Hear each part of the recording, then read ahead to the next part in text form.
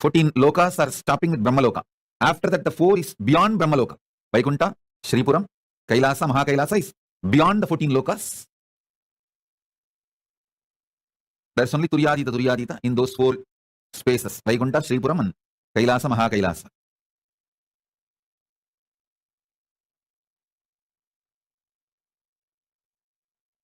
Like Vaikunta is abode of Vishnu. What about Shripuram? See, Vaikunta is abode of Vishnu, Parandama.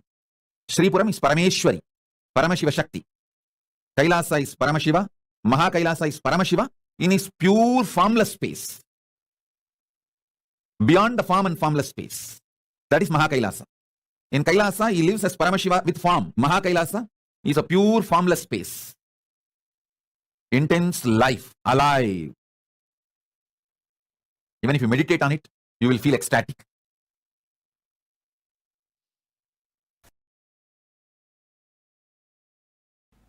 There's a beautiful story.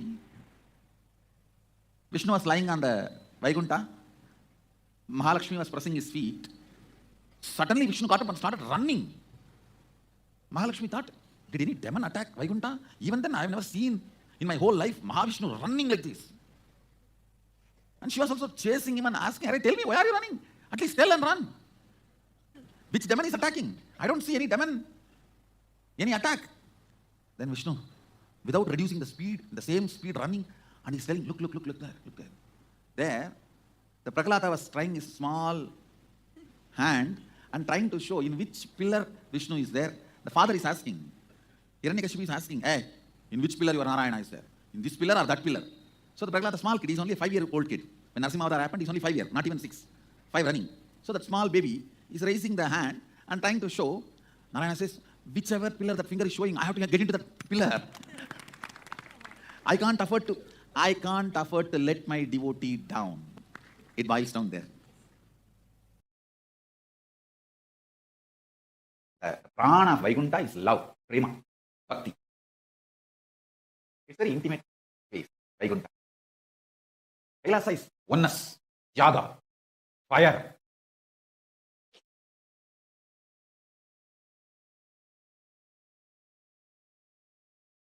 Vaikunta is more like a cool, prema, the love space.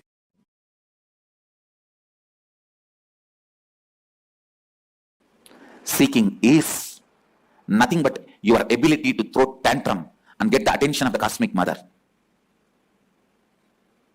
I am telling you, just sit under one tree with a depth and decision of seeking. Simply Kailasa has to shiver. Kailasa will shake.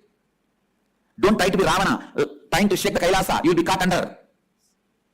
Just be yogi. Vishnu cannot sleep there. Vaikunta will have a tsunami.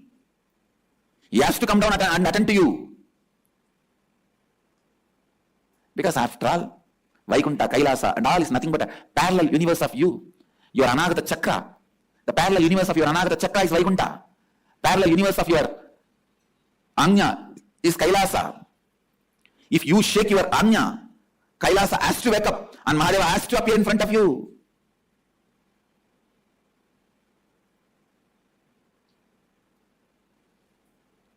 Don't be arrogant out of your seeking. Actually, when you are seeking, arrogance will not even happen. Now, when I am explaining, don't see this as arrogance.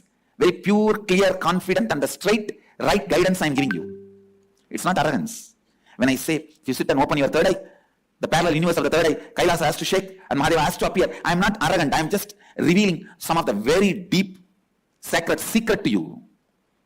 If you sit and open your Anahata Chakra with the depth of seeking, simply the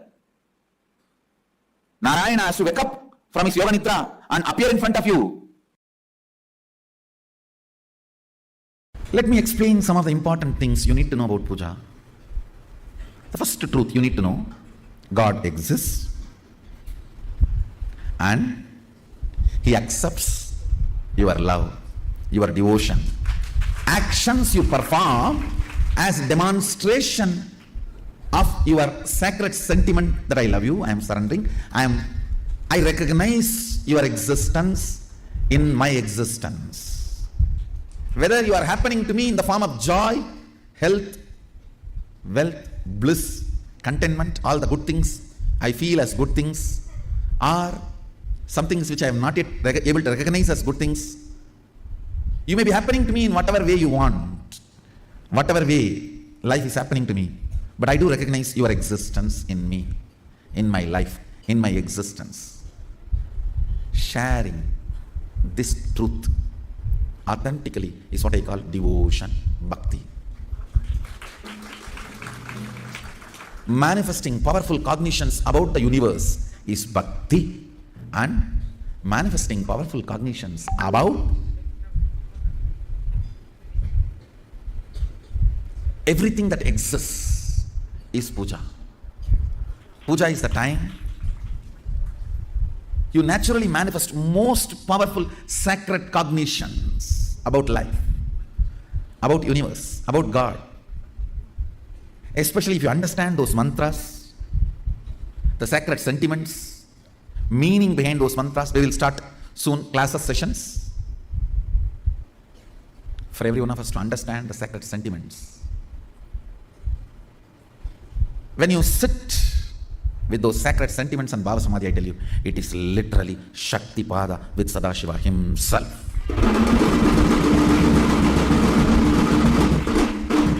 It can manifest so much of powers, state of Sadashiva, space of Sadashiva, and powers of Sadashiva. It can just do wonders, I tell you.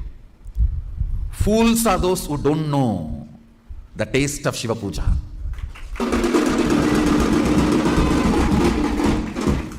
It is actually literally missing an important component in the life. When I use the word Shiva Puja, maybe you should take this as a meaning of Ishta Devata Puja. I don't want to exclude the Shaktas or Vaishnavites or other deity worshippers, because now I am practicing and promoting Shiva Puja. I am using the word Shiva Puja. Otherwise, you should take this as a Ishta Devata Puja. Whoever is your Ishta Devata, I tell you, the Ishta Deva Puja, physically sitting and cognizing the Archa-avatara,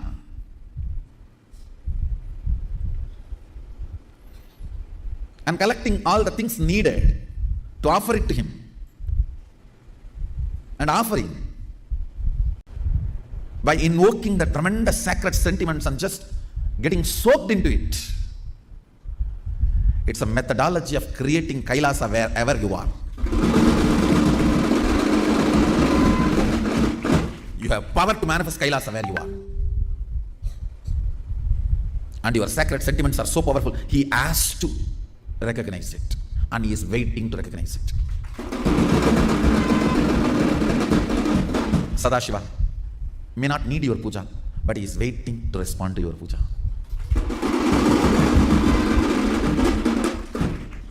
Your sentiments are different. You think, oh, if he is waiting for me, then he needs me. No. He doesn't need, but he responds. He is alive, very much alive, available. Puja is 100 times more than sitting in mandala process with me. When you sit with me in the puja, the Shakti Pada is 100 times intense than the mandala process.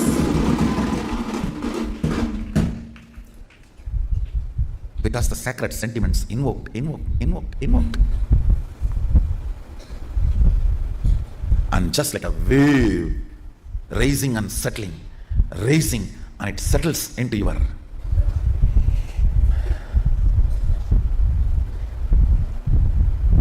muscle memory.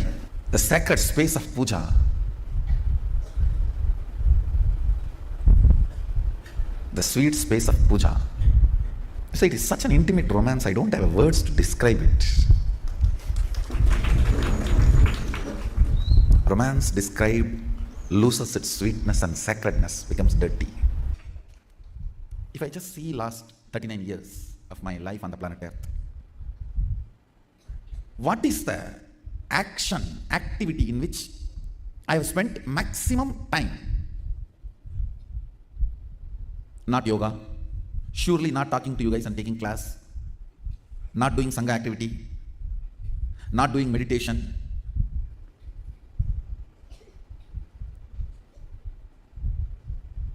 At least equivalent of the time I spent on all these activities, I spent on puja. Sometimes 11 hours or 15 hours at a stretch I will sit and do puja. Understand, I may promote the Shaivite rituals, agamic rituals, but I myself was Sakta. I practiced Shakta tradition, Sakta Sampradaya, means worshipping Devi. Basically, I received Bhuvaneshwari Vidya from my Guru, Vipudananda Puri, after I had darshan of Devi appearing, and I made the deity of Devi with my own hand in a stone variety called soapstone. In Tamil they say Mavakkal. It's a kind of a soft stone. I myself made tools with my own hands and carved, took the help of local carving artisans, few hours their support. So after I did this deity, my Guru was thoroughly impressed, and she gave the Bhuvaneshwari Vidya and Bhuvaneshwari puja method to practice. In those days there was no Google, so the local library is the Google. I'll go and sit in the local city library. It is not, I should not say city library, a village library. There was a government library where a lot of books will be there. And Ramanashram also used to run a library.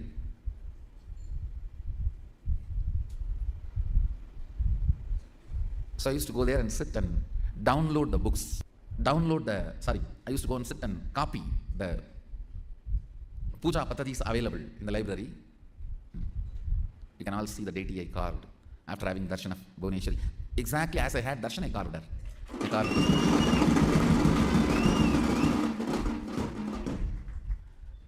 And actually my life started with puja. It is Ganapati puja, Ganesha puja, with which my whole life started.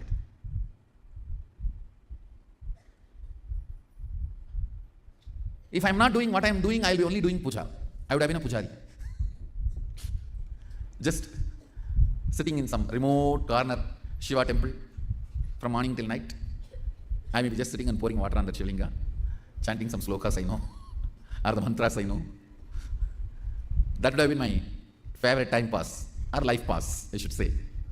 After I started preparing the manual, my Guru used to correct the spelling mistakes, and she will give me the meaning and procedure. Before every puja, I'll prepare elaborate manuals to instruct myself and study. Still, fortunately, we have few manuals protected by my mother. Some of the manuals I prepared for Sri Vidya and Ramakrishna Puja and other Shodasobachara Pujas, like Sadashiva's Puja and Ganapati Puja and Durga Puja and Vishnu Puja.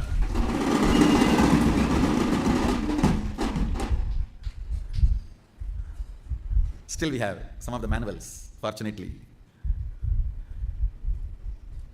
Much of them are Sanskrit and Tamil mix, means in Sanskrit script also I'll write the mantra, and then Tamil script also. I'll write the mantra and write the meaning in Tamil, procedures in Tamil. We do have some manuals with the Sanskrit script. Can you get that? Devanagari script. Some I'll write only in Tamil. But I'll first prepare elaborately to educate myself. Thanks to my grandfather who put the seed of puja inside me, I have seen his sincerity. See, when the business hours increase, he will come back to home only night 1 o'clock. And after 1 o'clock, he will take bath and do the night puja. Night puja will be only 10-15 minutes. Then he will sing for some half an hour, all the stotras. He will go to bed by 2 o'clock. Next day, again, he will be awake 4 o'clock, take bath and do his pranayama. I have not seen him doing yoga, but I have seen him doing pranayama. He will do pranayama and start his puja. He's not a great pandit, but whatever few mantras he knows and stotras, with that he will do a very, very relaxed, spending a lot of time, not hurry-burry. washing and cleaning those deities, clothing them and jewelling them and applying sandalwood paste and offering flowers or bay leaf and then the Nivedyam. Elaborately, very relaxed way, at least 1 hour he will spend. I have seen this from the time I remember me. From the time I remember me, I used to sit with him. It's like a Skandamata's age itself. My mother used to put me where he does puja. So only hearing his morning puja bell, I'll open my eyes.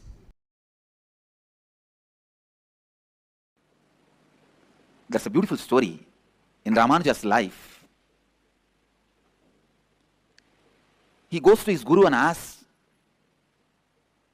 him to give one method to achieve the ultimate. In Vaishnavism, the ultimate is the space in Vaikuntha, means the space of Vishnu. Ramanuja was in such high level of completion, the Guru gives him the initiation into the great mantra, Namo Narayana, Om Namo Narayanaya. And immediately, Ramanuja gets the glimpse of that space. Because he was in right context and the initiation was given, immediately gets that space. But the Guru says, don't go out and give this mantra to anyone and everyone, otherwise you will go to hell, they will go to Vaikuntha. But I tell you, whenever you experience, you will be possessed by the spirit of enriching. Whenever you experience, you will be possessed by the spirit of enriching. Here Ramanuja was possessed by the spirit of enriching. He runs to the temple tower, stands on the roof and calls everyone and says, come on, come on, come on. I have a secret technique to achieve Vaikuntha. If I teach you all this, I may go to hell, but you will all go to Vaikuntha. Please learn. Immediately, he initiates everyone into that great principles and the Maha Mantra, Ashtakshari, Om Namo Narayanaya. And please understand, you cannot even stop yourself from creating when completion happens in you. Completion is so powerful that uses you and simply creates naturally through you. When you complete, creation becomes your natural self-expression and you cannot stop even yourself from radiating creation. And I tell you, if I am asked to stand on the rooftop and shout, I will shout only this one word, completion, completion, completion, completion. Like Ramanuja, how Ramanuja shouted, Om Namo Narayanaya, the mantra for the ultimate Vaikuntha. If I am asked from my experience, I will shout only this one word, completion, completion, completion. Learn the science of completion, live the science of completion, live completion.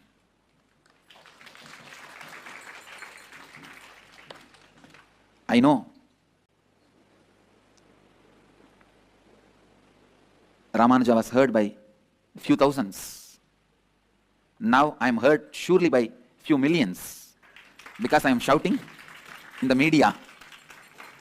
But I tell you, completion, completion, completion. Learn the science of completion and complete with everything. Experiencing, imbibing sacred truths. Swadhyaya. Please understand. If you want to experience Vishnu, Vishnu represents a sacred truth of cosmic pervasiveness. Vishnuhu means cosmic all-pervasiveness. Imbibe that sacred truth of cosmic all-pervasiveness through deeper and deeper understandings and visualization. Then you will have the communion with Vishnu. Shiva is the extraordinary bliss of enlightenment, the cosmic auspiciousness, life. Very source of life is cosmic auspiciousness. Understand? I am exactly giving you the bija mantras to experience each God. Understand? For modern day, I am giving you the bija mantra for each god in English.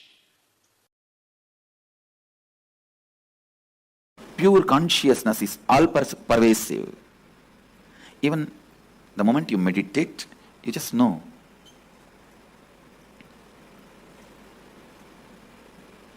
You are something more than the body, because all pervasiveness, the amount you can experience, only that much you can visualize. Please understand.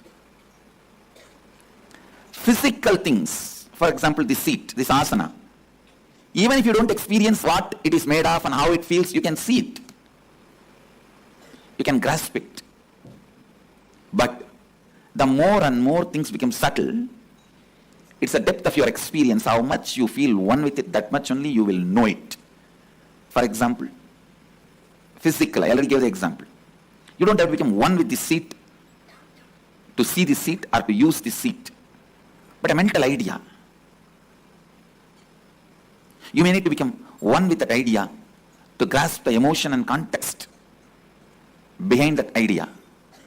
Spiritually, how much you experience oneness with that idea, that much only you will even understand it. Please understand, pure consciousness is all pervasive. Meditate on it. What is it? All pervasive. Is it ocean? No. Even water is not all pervasive. Is it air? No. Beyond the Valimandala, they are filled. It's not all pervasive. Then what is the all pervasive? Space? No. Like space. Because even in our space only there are some few billion planets. But universe is much beyond. Few billion planets we have ever understood or imagined. Vyakta, avyakta, manifest and unmanifest. Manifested and unmanifested. Vyakta, avyakta. Manifest and unmanifest.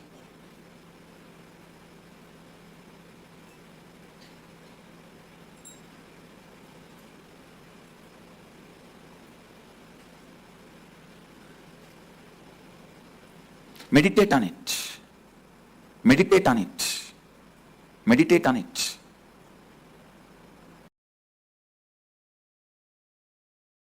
Vaikuntha Ekadashi is the day. So tonight Dwadasi starts. Now all the devatas are supposed to wake up and do their Panchakriya and yoga, Nitya Anushtana, and start their puja. As a gift, bonus, Vishnu opens all the 11 dimensions and blesses the universe. Anybody has a free entry today. This few days, all the 11 dimensions are opened and made available for all the beings to come and enjoy. Like they give you a free tour and free entry. And I want you to know all these are not jokes. It's true. It is really true. Listen. Los Angeles Kailasa is one of the most important Kailasa till now I have manifested. The deities are literally birthed by Paramashiva, myself directly. The Archavataras residing in Los Angeles can connect you directly to Kailasa and other vertical time zones. Sit, pray to Venkateshwara in Los Angeles Kailasa, you will experience Vaikuntha directly. Connect, worship Ganapati in Los Angeles Kailasa. You will experience Kailasa directly. You will see Ganapati in Kailasa directly. Every deity. Same way. Rajeshwari in Kailasa, Los Angeles, connect with her. You will directly see Sripuram, Parashakti, Parameshwari, Rajeshwari. Every god in Los Angeles is directly birthed by me, Paramashiva, myself. The deity is there, directly will connect you to other portals, other lokas, and bring all the best things from that loka. Not only the boons you ask, darshans of gods, and liberation itself. Los Angeles Kailasa will be one of the most important Mukti Kshetra. This temple will be there forever till sun and the moon is there. The temple cannot be shifted. The deities cannot be shifted. It will be there forever. Liberating millions and millions and millions. I tell you, whatever way temple can be expanded, renovated. But the deities have to be there permanently forever. They cannot be moved. And they will directly connect. Anyone who comes there, prays there, to Kailasa, immediately. It is literally, I brought the Kailasa stage, a supernal effulgence of Kailasa, and made this Los Angeles Kailasa. There will be a huge ecosystem, enlightenment ecosystem in Los Angeles.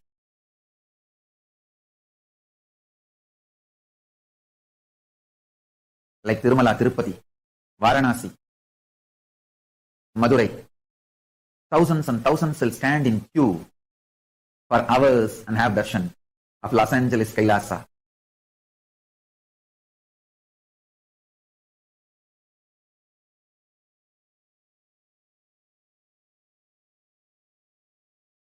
Paramashiva, myself, will be ever present, eternally manifesting with all the gods and goddesses of Kailasa in Los Angeles Kailasa, forever, gracing.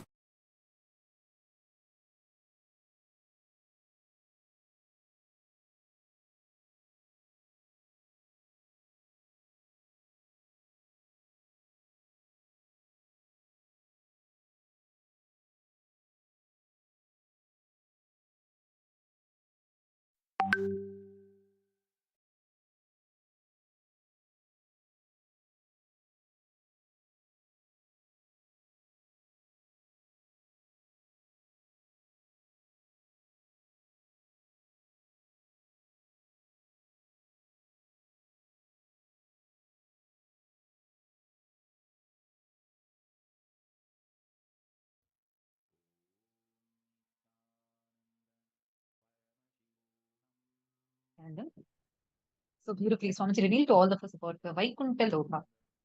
And to all the participants that are here with us, happy Krishna Janmashtami. And all of us are here to celebrate this auspicious Krishna Janmashtami with Swamiji, the Nijavatara of Parandhama. Oh my God, I'm so excited. Especially, I'm really waiting eagerly for what is going to be today's darshan, to see, witness Bhagavan Krishna, to celebrate this auspicious Krishna Janmashtami. How excited are each of you? How excited do each one of you feel right now? Take a few minutes and share with us. And the happening of Krishna is the most auspicious happening on planet Earth, right? He exuded supreme joy, supreme bliss, and he exuded the ultimate ecstasy of what it means to be Paramashiva, what it means to be in that space of Parandhama, Parabrahma, Paramashiva, whichever word that we give it. And today we're all celebrating the auspicious occasion of the birth of Sri Krishna. 5,000 years ago, on this very auspicious day, Bhagavan Sri Krishna descended on planet Earth. The way Swamiji tells about Bhagavan Krishna, right? Like he's a hero of the cosmos. The whole cosmos celebrates Bhagavan Sri Krishna. And today, all of us are preparing ourselves for the darshan, for having the darshan of Bhagavan Sri Krishna. And also, we're all going to be receiving some of the most beautiful initiations today. So, hope all of you are excited. Yes. Very, very soon, we are going to be having the darshan. The darshan today is happening at 2 p.m. Eastern Standard Time. So, do not miss. Please, if any of you have your friends, your family members, anyone that you have to invite, please invite them today. It's a very, very auspicious day. And receiving darshan on this day is extremely beneficial. So nobody should miss. If any of you have your friends, family members, anyone, can I request all of you to invite them and please share with them so that all of them can join and they all need not miss the darshan. Today we're all going to be having a very special initiation into awakening the wealth consciousness. Today, when you connect to Bhagavan Sri Krishna, right, he's the embodiment of auspiciousness. He's the embodiment of courage, charisma, whatever word you give it. And today, to this Bhava Darshan, in this Bhava Samadhi Darshan, when you ask Swamiji for any boons pertaining to wealth, auspiciousness in any dimension of life, you will be blessed, showered with love, overflowing ecstasy and fulfillment in all of those dimensions. So I request all of you to make use of this opportunity today to pray, to connect to Bhagavan Krishna, and all your prayers, ask, get the boons and blessings. And also please invite your friends, your family members, everyone, so they don't miss as well. Right. So, yes, I see many of you saying Happy Krishna Janmashtami, Happy Krishna Janmashtami for everyone. Saying another thing. I'm so excited. So I'm just stacking up boons on all of us. 15 plus so far. And soon you'll lose the count of it for sure. Because what Swamiji is showering us with is just something like beyond our logic itself, right? today, actually, just see, till now, all of us have been having darshans every day. Like even yesterday, we had such a powerful Kalabhairava Bhasma darshan. And then before that, like each day, we have different forms of Paramashiva's darshans, right? Today, I request all of you to just see how the darshan is, and then you can share with us, because today you will experience a completely new dimension where Swamiji is sitting as Krishna, exuding that love, the divine love and celebration. My God, I can't think of literally anything else other than the darshan that we are going to be having. So take a few minutes if you are here for the first time, or like even if you want to invite your family members, go ahead. Just tell them to come and join you.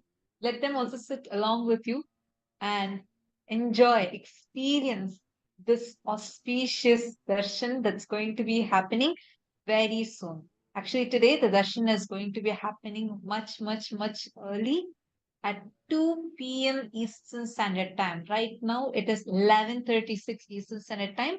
At 2 p.m. Eastern Standard Time, we are going to be having the live darshan of Bhagavan Sri Krishna Parandama and celebrate Krishna Janmashtami with him.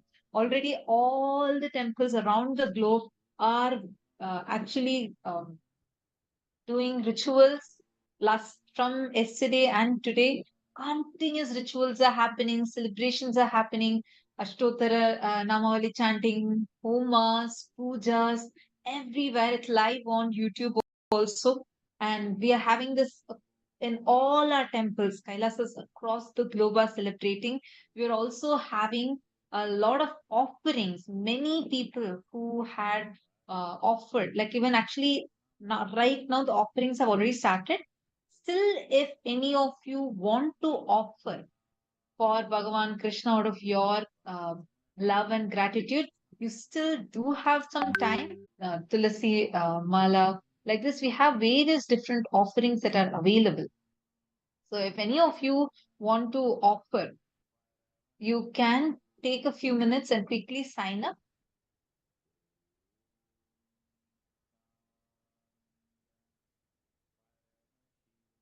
Actually, this is Tulasi Mala, it's 51 USD, and this is to directly cleanse, protect, and serve as a sacred bridge between the devotees and the divine. And that is where the fragrant Tulasi leaves are made into a beautiful garland and offered to Bhagavan Sri Krishna. Next is Go Puja. The Go Puja is a very important ritual that is present in all sampradayas of Sanatana Hindu Dharma. Worshipping Go Mata, the mother cow, is a universal ritual across all the Hindu traditions. And the cow is also described as Bhagwan's favorite, Bhagwan Sri Krishna's favorite. And he is described as the Gopala, the protector of all the cows. So today you can invoke his blessings. So you can take a few minutes and sign up. This is 108 USD. And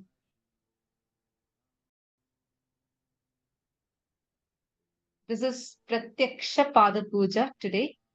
Swamiji is going to be coming. Actually, we have a lot of people who have already signed up. Many times you'll be hearing Swamiji blessing, right? Saying that I accept your Pada Puja.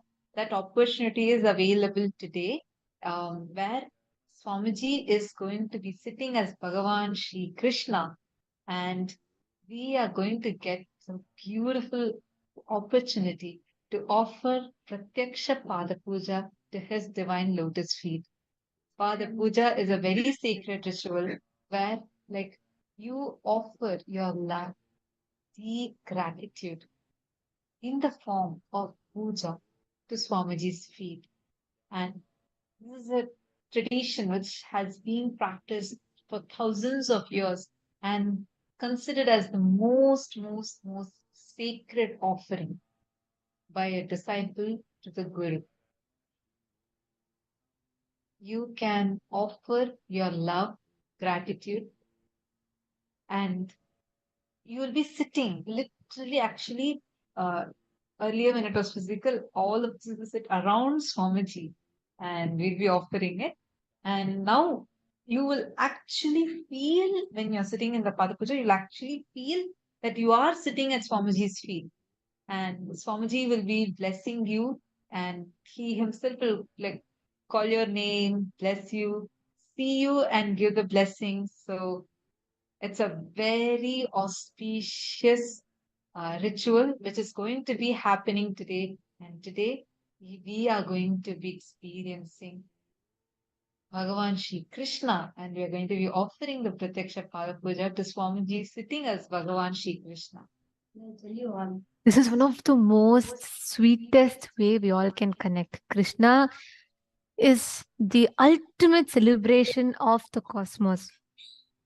Swamiji tells that whole cosmos celebrates Krishna's happening. Krishna is that most beautiful and most auspicious happening. So we should not miss this at all.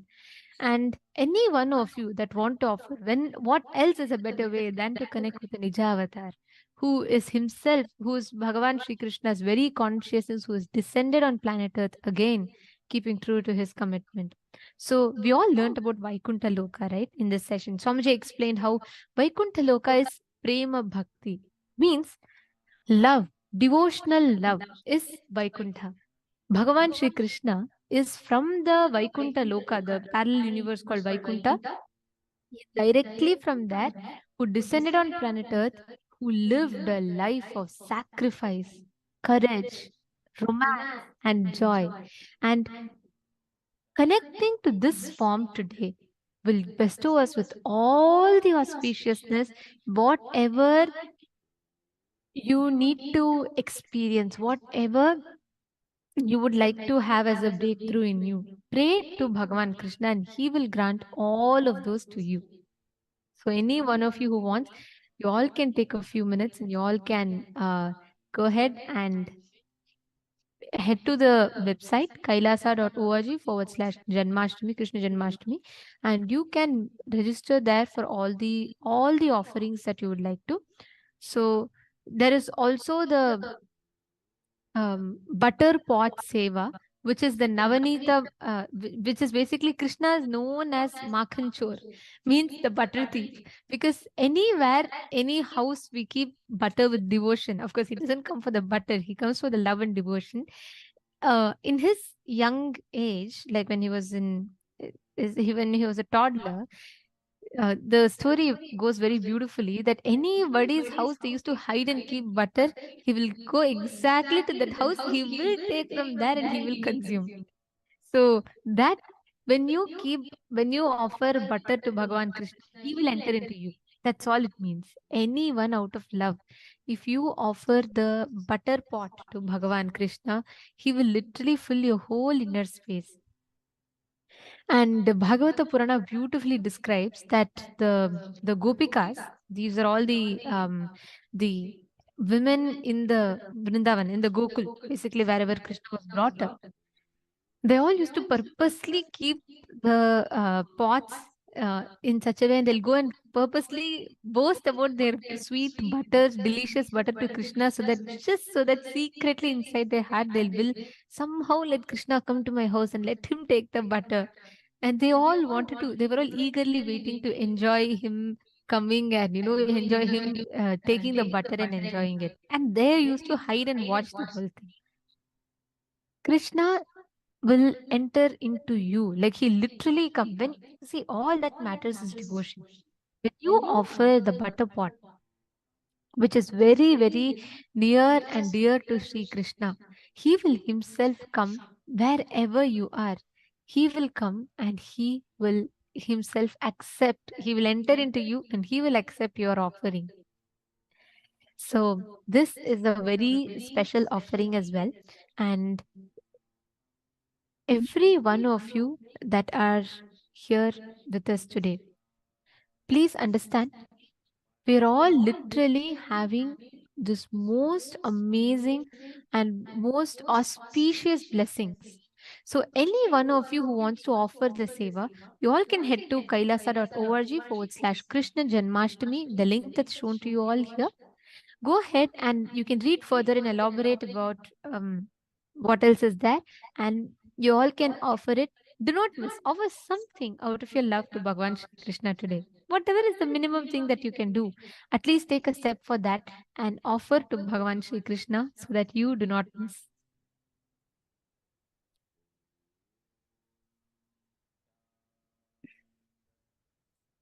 Vaikuntha Loka, like Swamiji was explaining, is that space of prema bhakti, and the way we manifest, the way we experience life, or the way we experience reality in front of us. So today is that I will say it is like opening of that portal where just through this prema bhakti, through this divine love, you can directly connect to Bhagavan Krishna. You can experience this cosmic manifestation. We'll give you all a minute or two to quickly head. Any one of you who wants to make the offering can head to the website and you all can make the offering.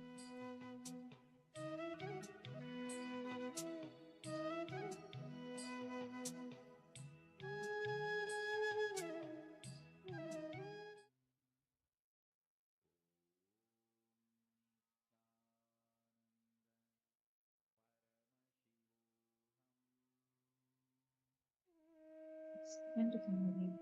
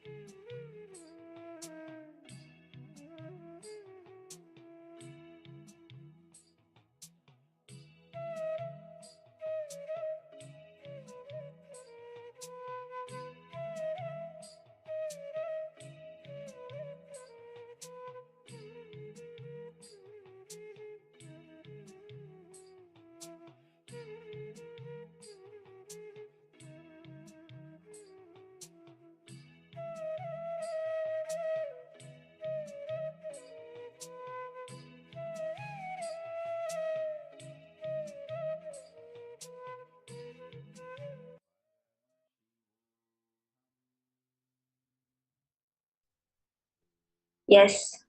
Now, we're going to be entering into the power of Ashtamahashaktis.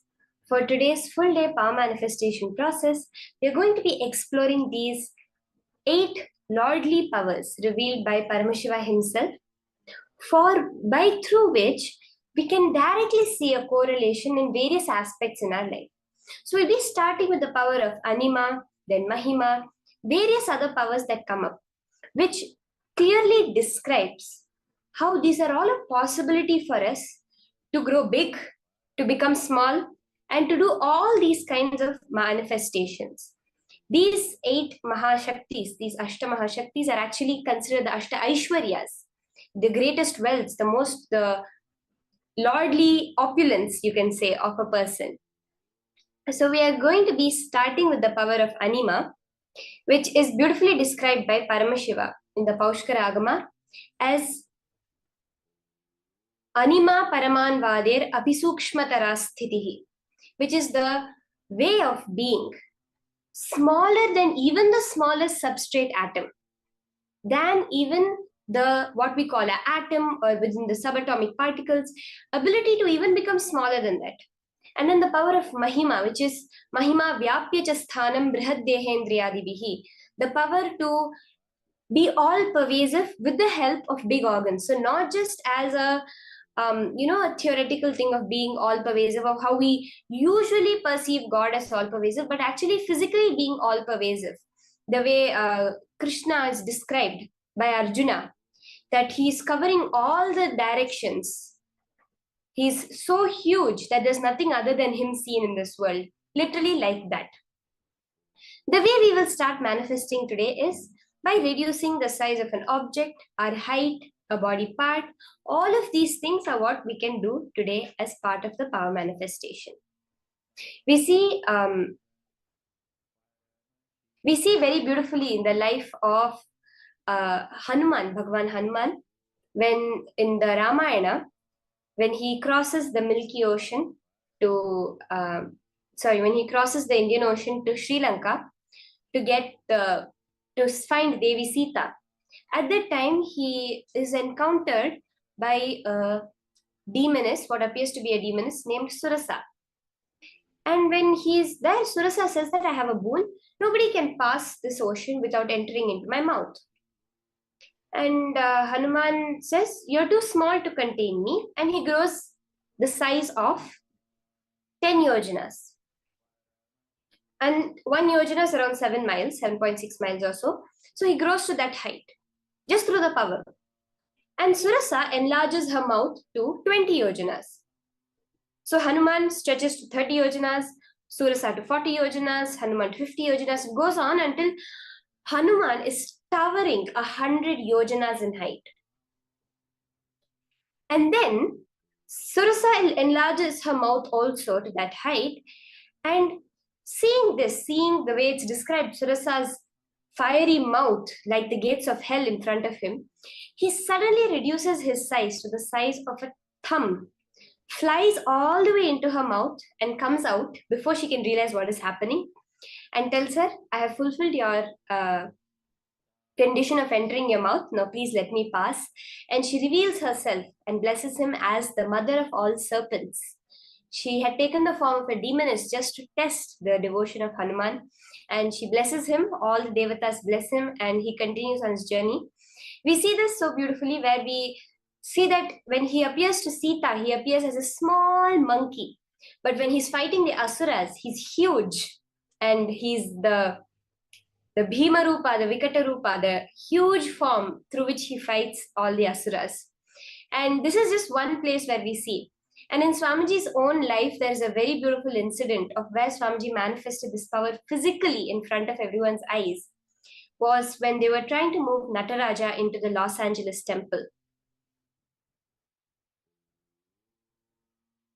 So the Nataraja seemed to be too tall for the door frame actually. It was 2 inches too tall for the door frame that was there for the temple. And so all the disciples and everyone who was going to be moving in, came and told Swamiji, Swamiji, the Nataraja is too big. What should we do? Swamiji says, no problems. leave it. So they're like, okay. So then many days later, the time for moving the Nataraja into the temple came, and they put the Nataraja on 2-inch rollers. So the Nataraja was 2 inches taller than the door frame. Added with the rollers, he was totally 4 inches too tall. And when they took it near the door, they actually saw, yes, it was not going to fit. It was 4 inches too tall. So then they came back and they told Swamiji, it's not fitting. Let us do one thing. Let us break this door. We'll build a new door frame so that we can move Nataraja in. Swamiji said, no, nothing. Nataraja will fit. He tells both the two of the devotees, Adinavasis, moving over there, and tells them to push up on the door frame. So when you look at this, it seems quite illogical, right? Like a door frame which is held by 2 stories of concrete in place, you're going to push it and try to create space. But they were around Swamiji enough. They knew the impossible. Swamiji was capable of making it happen. They went. They just pushed up on the door frame as with all their pressure, and they came back. Everyone moved the deity, and then Swamiji went and he said, Nataraja, in you come to Shiva. In you come. And just like that, when the Nataraja approached the door frame, they saw that Nataraja would fit. He just seamlessly went inside, and there was nothing else. And then that bliss which erupted in all the devotees there witnessing that miracle of Swamiji was so intense, and Swamiji just went off for the next project. So this is how Swamiji so casually and so beautifully manifested exactly this power of changing the size, increasing the size of the door frame for Nataraja to fit. Now all of us are going to be manifesting this same power. Are we all ready? Can I have a yes from everyone if you're ready for this? Yes, Ma Krista, this is such a intense story, like so casually that also how Swamiji manifests. So if you're all ready, let's start the power manifestation. Now I want you all to understand very clearly. All power manifestation happens from powerful cognition. What are we going to be doing is, we are going to be taking an object, measuring the size of that object and keeping it in front of us, changing the size of it. So let's keep this round as we're going to reduce the size of an object. Now what object? I'm going to request all of you to get some object you consider precious to you. In the modern day, we consider money very precious. So maybe a coin or a gold ring, some jewelry, or if you have something that you consider as your wealth, what you consider as your treasure, maybe something with emotional value for you, something like that you can get and keep in front of you now. So while we're doing this, this is directly correlated with your life. Now, when the size of the object changes, it is directly the size of, let's say, your bank balance or the size of your inner space which expands. When we have a more inner space, we're able to hold much more within it. When we create that empty vacuum, now modern science has found out, vacuum is not empty as we think it is. Vacuum is actually full of energy. It is filled to the brim of energy. And if we can harness that energy, we can run our civilization for billions of years without even using 1% of that energy. That's the amount of energy which is contained at the level of vacuum. When you create that restfulness completely in your inner space, that emptiness, no thoughts, no emotions, no reactions, then, and when you hold that intense feeling connection to Swamiji, it causes a whole shift within you, which causes whatever you want in life to be attracted to you. You become a center for gravity. Just by your very existence, everything you need in life will just flow through towards you. We see a tornado, right? A tornado is rotating at such high speed, but in the center, there is only pure vacuum, pure empty space. It's so silent, calm. The tornado, just by its very existence, attracts everything towards it. It does not have to do anything. Earth, by its very existence, attracts us all to it. It's not doing something for us to come towards it. By its very existence, it's happening. This is very important because by our very existence, we can manifest whatever we want. We do not have to do some hard work. We do not have to try to make it happen, including power manifestation. We do not have to do anything to make it happen. Only thing is, we have to stop doing. We have to become completely resting within Paramashiva himself. That is what is our job. Each and every one of our job is nothing but establishing ourselves in the space dimension, in that which whatever we are able to conceive as the highest, as the ultimate, Paramashiva, Swamiji, establishing ourselves as that. Then the manifestation part becomes his job. Swamiji says, don't do too much, leave a little bit for God also to do. When you establish yourself in Paramashivatva, in the space of unclutching, in the space of completion, in the space of ajapa japa, feeling connection, oneness, all of this, then at that moment, that energy overflows in you, because the very empty space is the ultimate energy. The very space of being complete is Paramashivatva. Are we all understanding this and ready for the power manifestation? I hope all of you had been able to gather your object which you're going to be manifesting with. You can place it in front of you and take a picture. I would request everyone, measure it. If you have a measuring tape scale, you can measure the size. And if you do not, you can just take a pencil and trace it on a paper, on a piece of paper. So actually, I would suggest you trace it on a piece of paper, because sometimes it changes this way, it changes that way, it changes this way, it changes that way. So because of that, you can just measure the size on a piece of paper. And what you are going to be doing is increasing the size of that object, maybe the height of that object. Let's keep it as. So if you have a ring, you're going to make it bigger. If you have a necklace, you're going to make it longer. If you have a deity, you can make it taller. So this is how we are going to be manifesting this power. So let's start. Sit with your head, neck, and spine in a straight line. I would suggest everyone to completely close your eyes. If you feel more connected with looking at the deity, at whatever object, you can do that. Just close your eyes.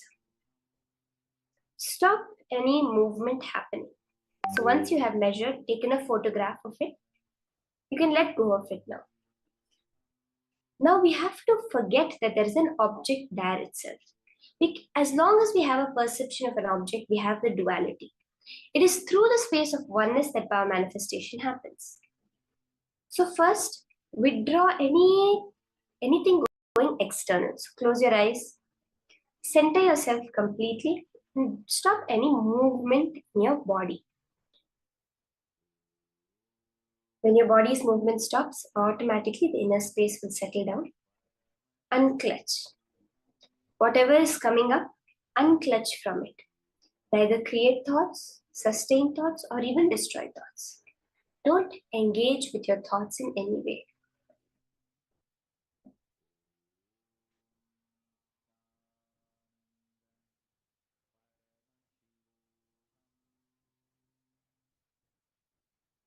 Start chanting the Mahavakya. Om Nithyananda Paramashivoham intensely. Raising your frequency.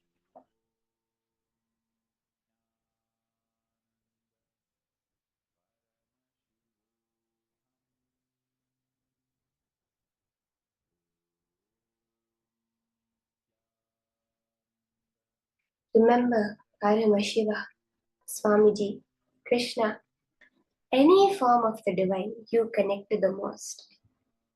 Hold in your inner space yourself as that divine being.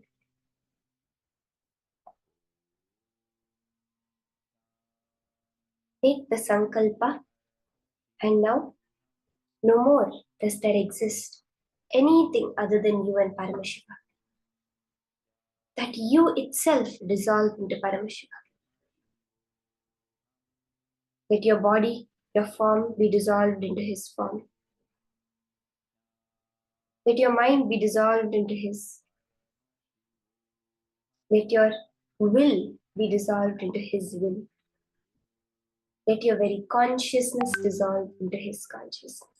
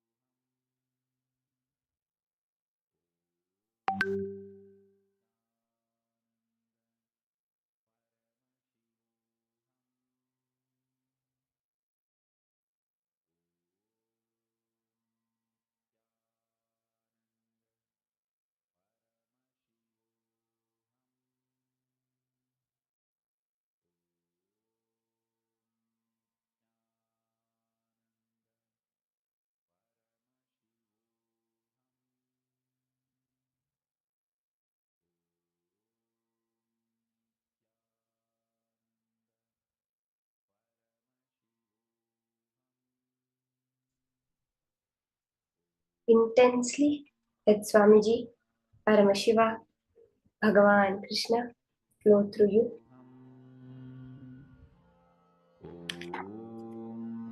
Nithyananda Paramashivoham.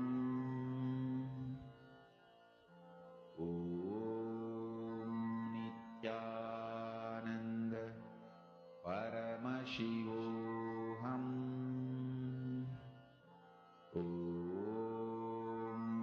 Nithyananda Paramashivoham.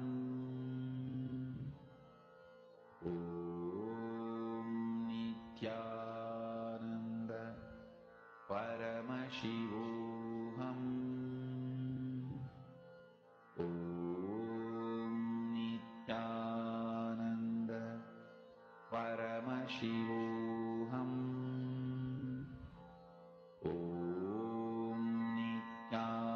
Nithyananda Paramashivoham.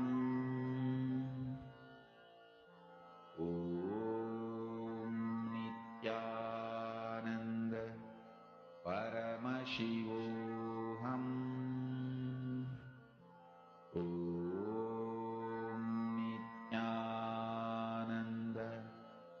Paramashivoham.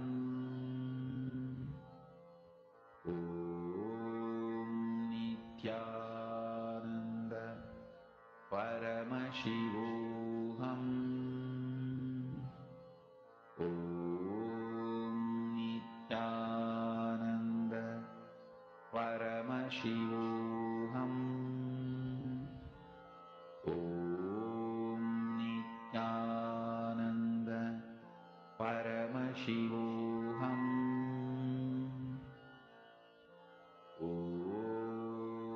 Nithyananda Paramashivoham. Nithyananda Paramashivoham. Mahamahavaagya, spiritual lullaby for samadhi, and Suprabhatam, wake up call, wake up song for Paramashiva. This Mahamahavaagya is spiritual lullaby for you to fall into samadhi. Suprabhatam, wake up song for Paramashiva to wake up in you. Just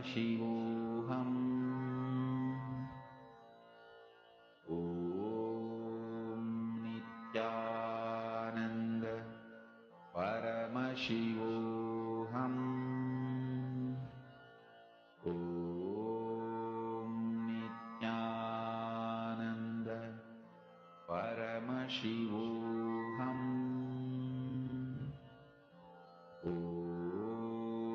Nithya.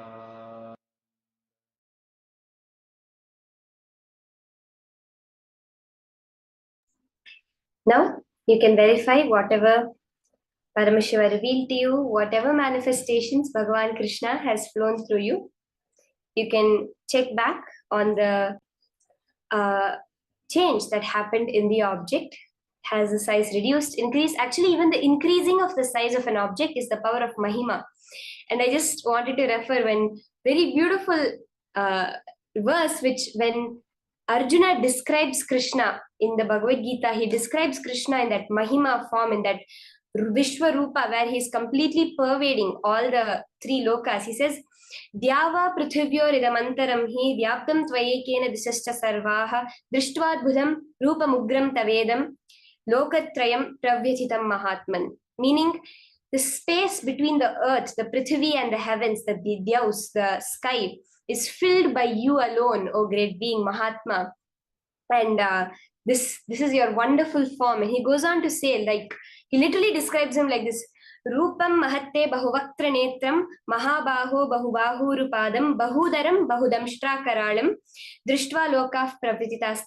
He says, your immeasurable form, Rupam mahatte, with many vaktras, many faces, many eyes, many arms, thighs, feet, so many stomachs and so many teeth. Like, this is exactly how he's describing Krishna, like all pervasive, with everywhere, literally existing everywhere. And that is what you will be manifesting as the Mahima power further today. And I just wanted to share this because this is Krishna himself, which we are manifesting today as Krishna Janmashtami. So now in the next session, we are going to be learning about wealth as per Hinduism. We have so many cognitions that we hold about wealth, which is the only thing actually stopping us from creating wealth. Swamiji says that my disciples have to create wealth. Wealth is not wrong, and you have to create wealth because wealth comes as a side effect of activism, of involvement, participation with life. When we have these right cognitions about wealth, that is when we are able to just manifest it without two thoughts itself. Let's now listen to these higher truths from Swamiji on wealth as per Hinduism.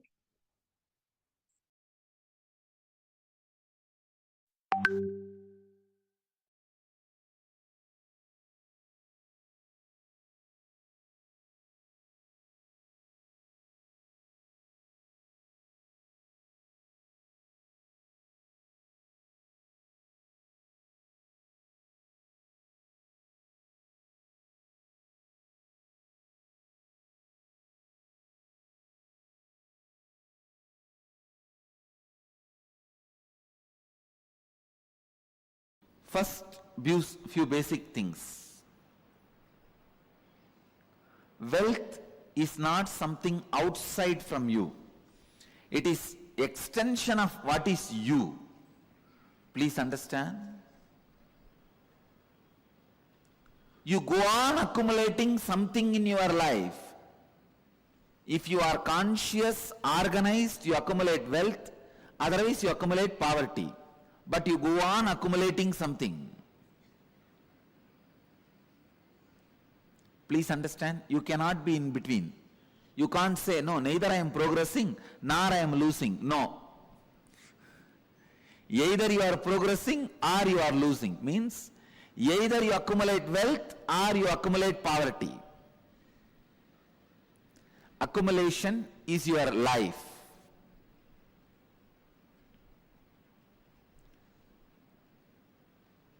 Wealth is not something outside you, it is extension of you. What you feel about life, what you feel about you, all these ideas only decide whether wealth is going to be around you or not. People usually ask me, why is Swami teaching about wealth to us? Who else you think should teach? Only a Swami can teach. I tell you, because your concepts about you plays a major role whether you are going to have wealth or not.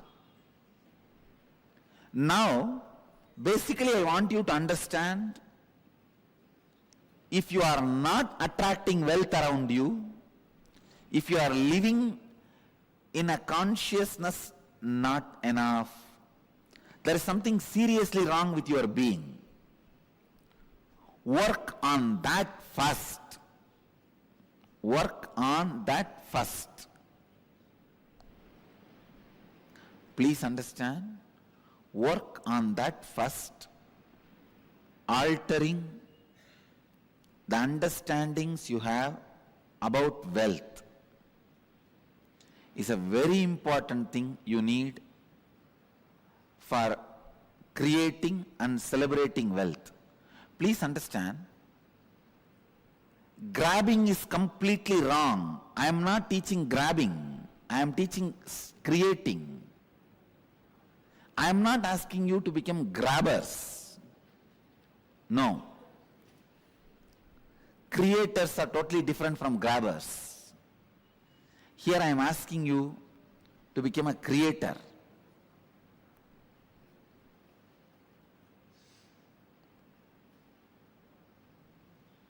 Wealth is not just money and gold alone. It is the space in which you feel abundance. I am not saying without money and gold start feeling abundance. Have enough and have the space enough, both. Have enough, have the space enough, have both.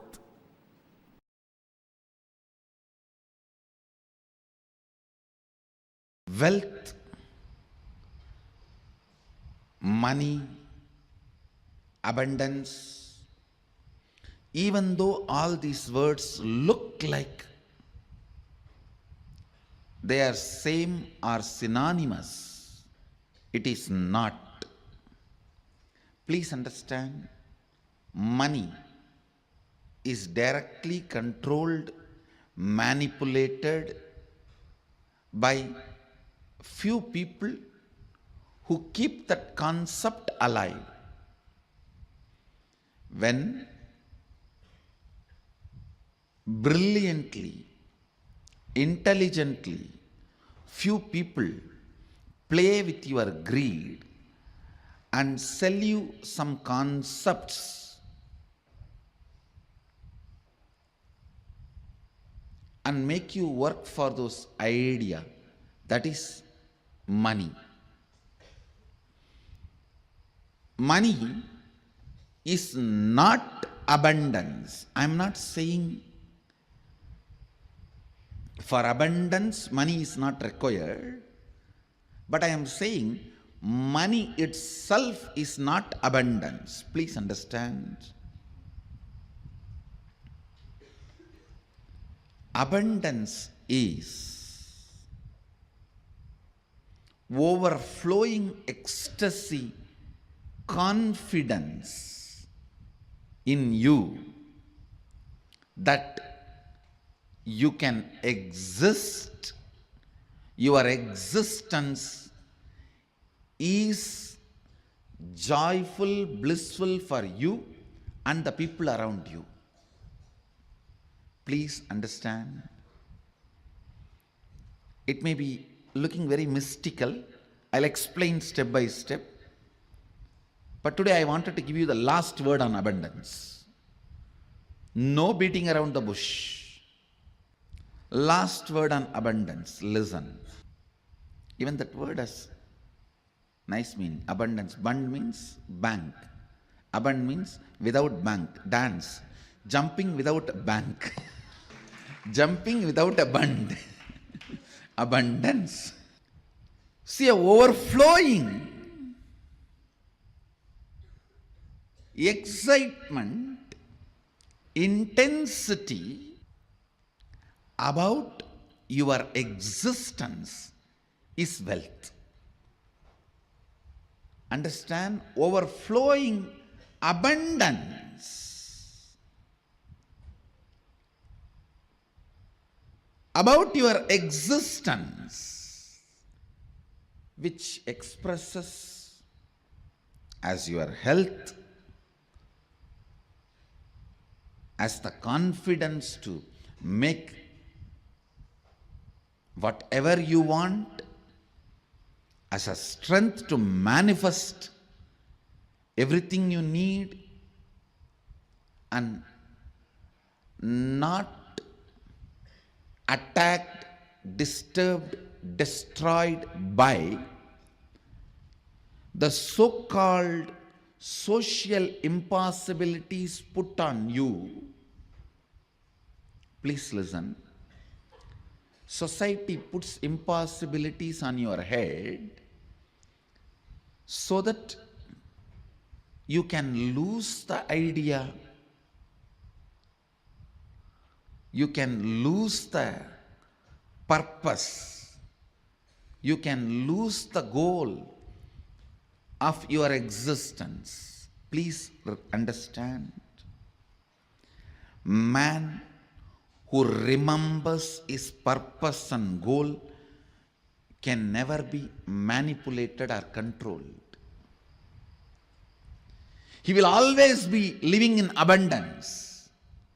If you want to enslave somebody, first thing you have to make him forget his goal. The man who remembers his goal is the wealthiest man in the world. He is the most wealthiest man because continuous remembrance will create an ability to manifest. Some of the basic truths about abundance need to be internalized. Please understand. The real abundance is awakened feeling. That's the essence. Experiencing an awakened feeling physically, mentally, in the muscle memory level, biomemory level, and bioenergy level. Experiencing awakening is abundance.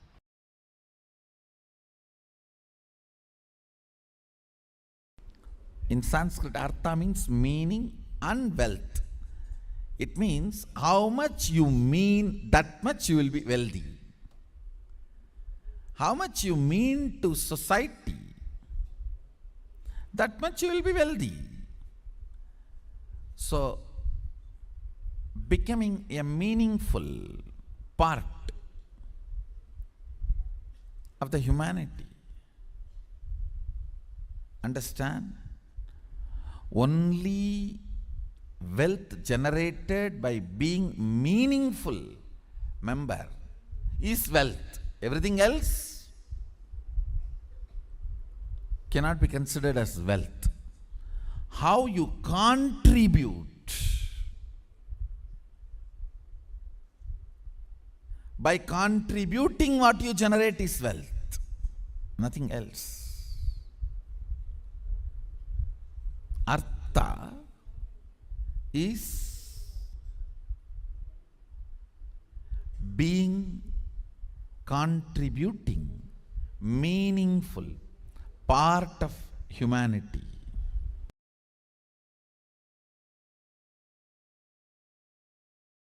See, money is simply extension of your understanding about you, your strength on you, your strong belief on you.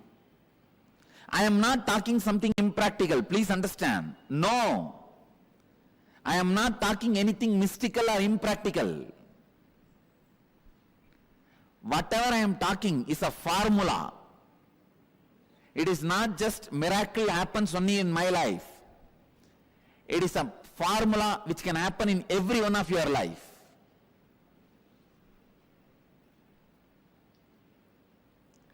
The right attitude towards money is, please understand, the right attitude towards money is, it has utility value for the things you want to do. neither suffer with the feeling I don't have enough, nor be overloaded and develop arrogance or ego or influenced by having it. Neither be influenced by not having, nor be influenced by having.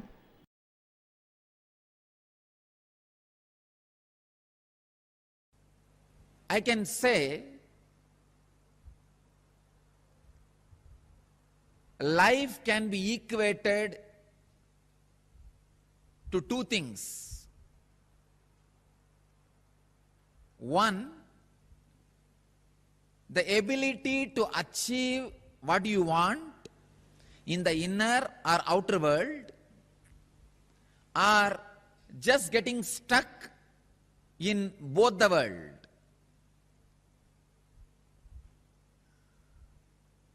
These are the only two equations. As on now, at least people who are sitting in front of me, I can say very clearly, there is nobody who doesn't want wealth. Everybody wants it.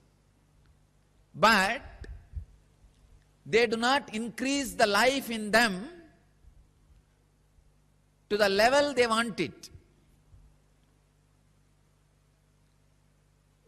Wealth can be equated to the life energy you express. Straight equation. Because as on now, a normal man has wealth as the first priority in the life. So be very clear. If you do not have wealth, don't blame anybody, just you are not expressing life in you. Life energy is not happening in you.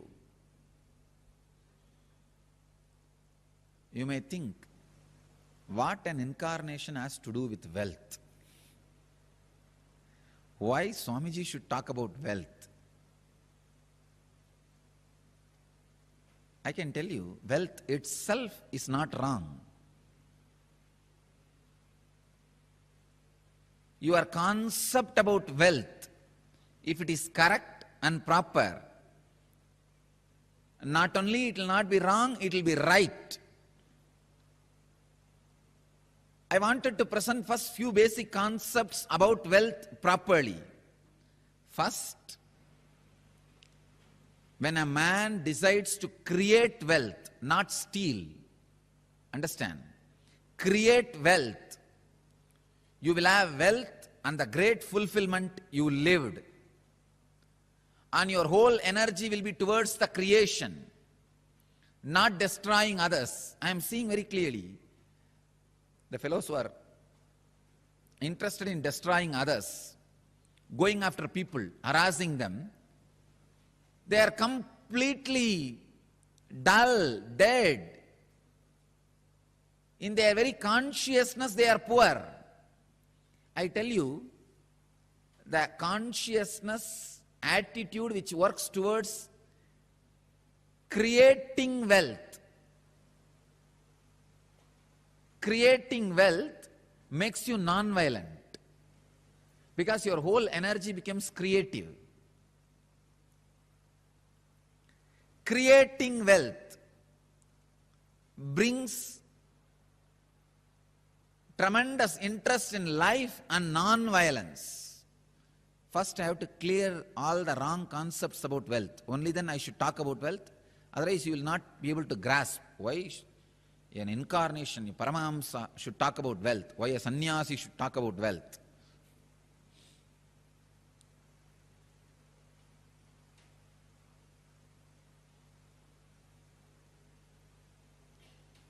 Only he can talk about wealth because he has gone beyond wealth.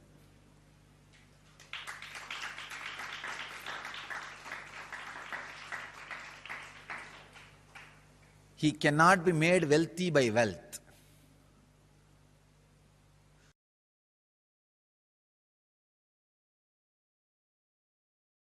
What is wealth? Knowing the knack of how you have to be useful to society and enrich it so that they enrich you. That's all. That's all is money. If you think money is too big, just by making it, you will become tired.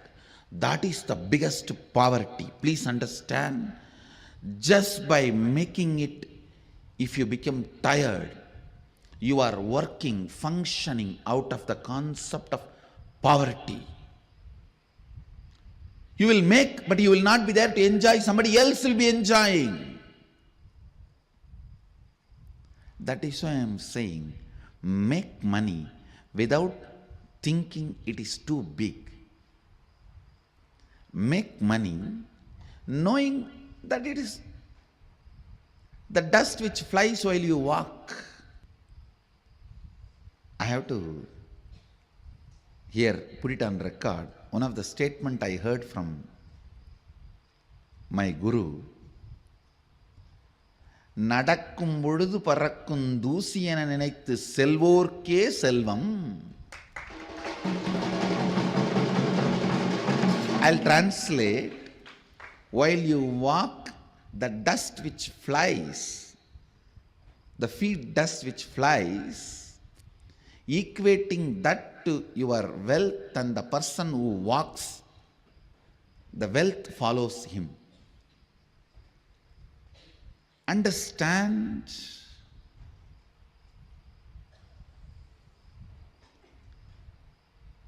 The powerfulness you demonstrate, the powerfulness you carry in your thinking, in your feeling, in your words, in your action, the side effect of it is wealth. The side effect of it is wealth. The moment you think wealth is important, you will become tired by achieving it. Becoming tired by achieving it means you will feel cheated. Please understand, you will feel cheated.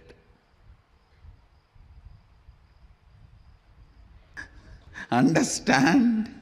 Always be clear. Your focus should be on the powerfulness and awakened state of your being, and push through your life. As a side effect, wealth will be overflowing. You will be enjoying it. Uneducated are those who are educated only in schools. Poor are those who think money is only wealth. Poor are those who think money is the only wealth. If somebody thinks money is the only wealth, how he is going to be cheated?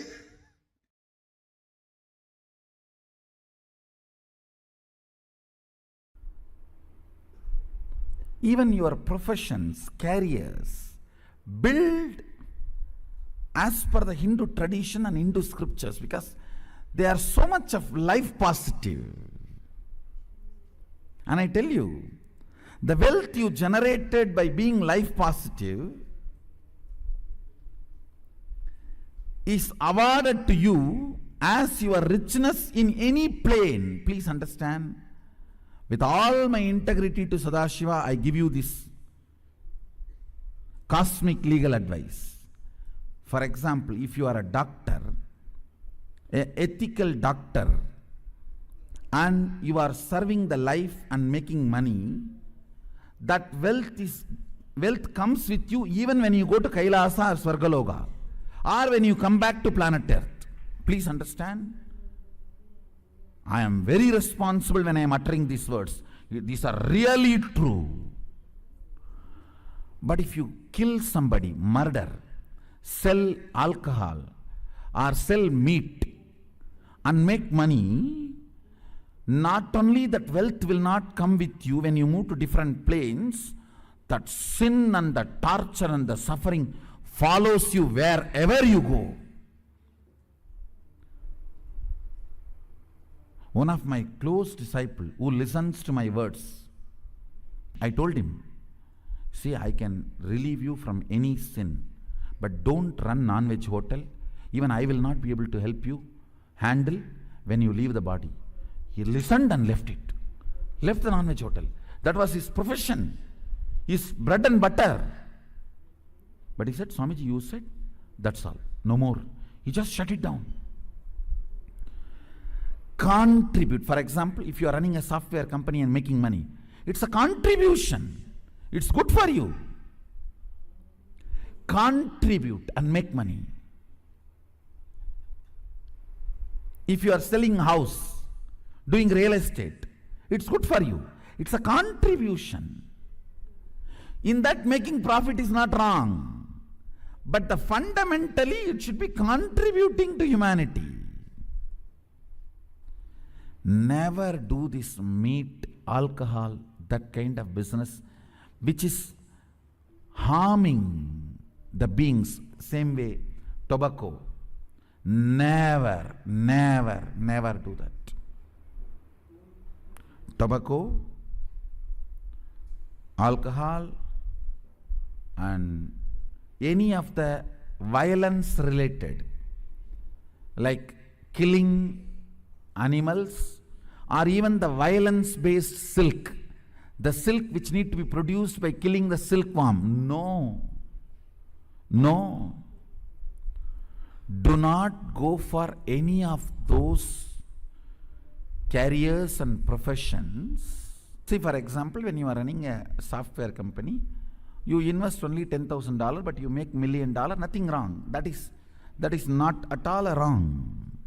That's not at all. That wealth will come with you even when you move to a different plane or when you come back.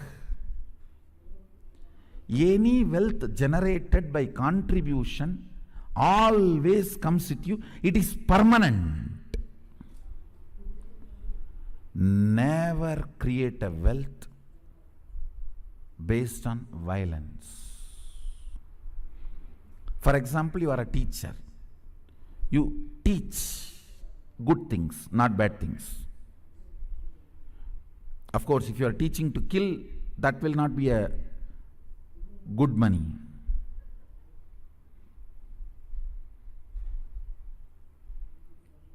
If you are teaching people to contribute and generate wealth, that will come forever with you. Anything done by contribution,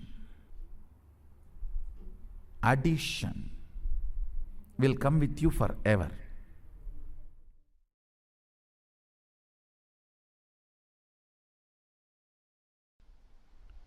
The first step we need to do,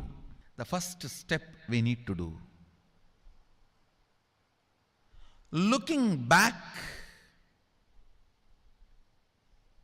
the gap between your desire and your cognitions. How you started perceiving wealth, money. How you started perceiving. I can tell you a small story. First time, how I was introduced to money and started interacting with money. I still remember my 3rd birthday.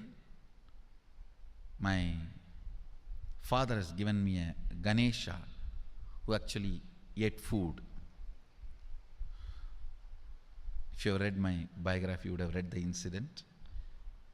If you are interested, you can go to YouTube where I have narrated the whole story. I was given that Ganesha as a gift and I was so curious and busy with playing with the deity. And then in Indian village we have a habit, all the family elders will give coins on the birthday as a gift to the kids. So I was sitting and playing with my Ganesha and all the family elders came. I am supposed to bow down to them. It's a tradition. So I touch their feet and they will give money. A lot of money got collected. Must be some 70, 80 rupees. In those days, it's a big money. And for a kid, it's a too big money. And it was too much of coins and notes, so my father helped me to pack the whole thing in a hand key. So I looked at him and asked, what should I do with this? He said, you can buy whatever you want. I said, I don't need anything. I only wanted this Ganesha. You already gave it to me. I don't need anything. He said, then you can give it to anybody you want. So I just called all my cousins, brothers, everyone was playing. I grew up in a large joint family. 27 of us grew up together. So it's almost like a one school, small school. So all of them were playing. I called in my loud voice, hey, anybody wants, come and take this money? I don't want it. So 4 or 5 kids were running, and my elder brother ran fast and took the whole thing, whole hand key. My father told me to tell my elder brother to share everyone, to share with all. I said, I have decided I don't want. And I said, whoever wants, take it. So he took it. How can I interfere in this after that? It's up to him. I will not even interfere, giving any further instruction to how they should share or who should share and all that. I said, I don't want. That's my first relationship with money. I still see very clearly that's the same relationship. Still, I don't touch money. I don't handle. Never felt the need. Anyhow, I am not saying this should be your pattern or this should be your... I am just giving you an example of how I started relating with. So now dig out how you started relating with money. That was actually my completion with money. I touched first time money only to give dana. Still I am doing the same thing. Still I touch money only to give dana. How you cognized money, wealth, what all your perceptions and beliefs and cognitions about money. Let's dig out. Let's get them out first. The moment you remember money, does it bring tremendous pain, suffering, impossibility, all that in you? What is the emotion or energy it invokes in you?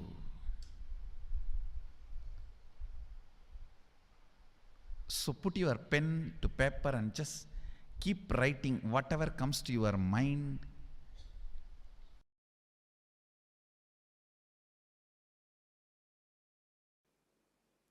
First thing we need to do, identify the contradicting, conflicting and complicating desires. What all the desires you have which contradicts, conflicts, complicates. First, conflicting desire means having a desire which conflicts itself. In the one statement itself, you will create a conflict and wrong energy. I'll give you an example. Somebody has a headache. He goes on repeating, I want to get rid of headache. I want to get rid of headache. When you repeat this again and again, this statement itself will keep the headache alive. Because every time you are remembering headache, when you utter the word headache, the headache becomes stronger and stronger in you. The real word you need to repeat inside is, I should become healthy. My head should become healthy. See, the words you repeat inside you are equivalent to food you take every day. Suddenly overnight nobody is going to become obese. Suddenly overnight nobody is going to become fit. It's every day what you eat makes you one day obese. Every day what you eat makes you one day healthy. Listen, the words you repeat inside makes you either frustrated or spiritually awakened. The conflicting words you go on repeating inside you takes away the possibility you have for yourself. Second, contradicting desires. Having two or more desires at the same time which contradict each other, which you cannot fulfill at the same time. For example, you want to become a CEO and be an active life from morning till evening, managers meetings, team meetings, and people listening to your words, commands, decisions. You want to be a person who calls the shots, rolling chair, and active life. One, you aspire for that. The other side, you want to throw away everything, go and lie down in the beach, resting. This contradicting desires.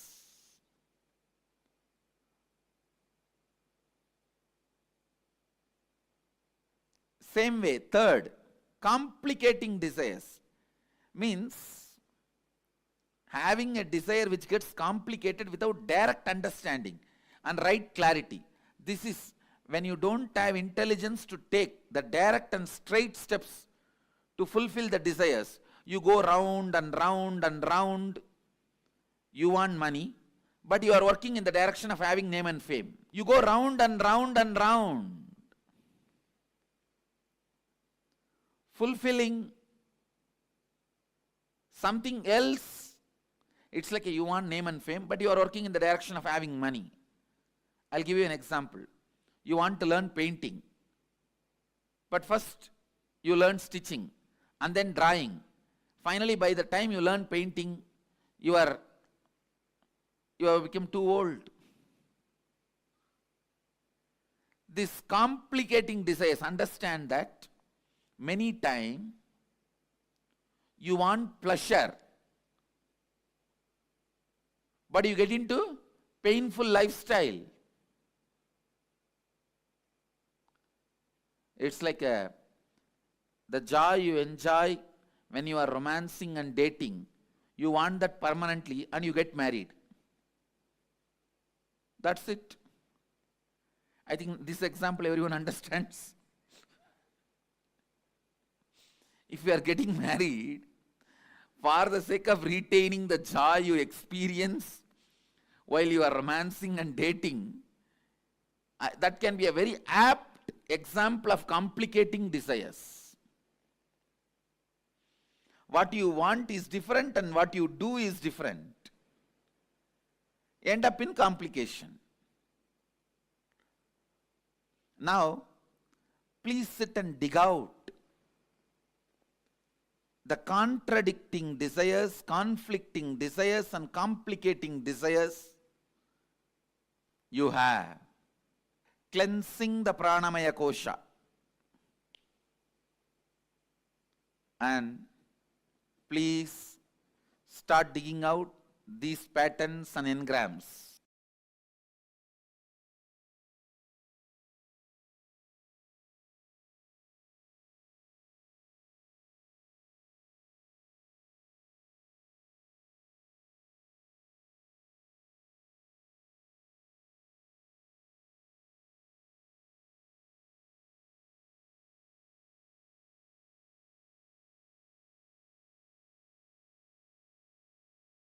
Swamiji very beautifully just explained to all of us about what is wealth as per Hinduism. Okay, so let me start this with the question that Swamiji had asked. Swamiji defined the different types of desires that we all go through. Can I request each of you to post what is conflicting desire, what is contradicting desire, and what is complicating desire? Come on, I request all the participants to please take a minute or two and post. Come on, Luca Brindoya, Surendranathaya, and all the others that are here. Pankaj Kankaraya, Nithyananda Malkeshaya, nice to see you here, Nithyananda. Every one of you are going to now explain what is conflicting desire, what is complicating desire, and what is contradicting desires.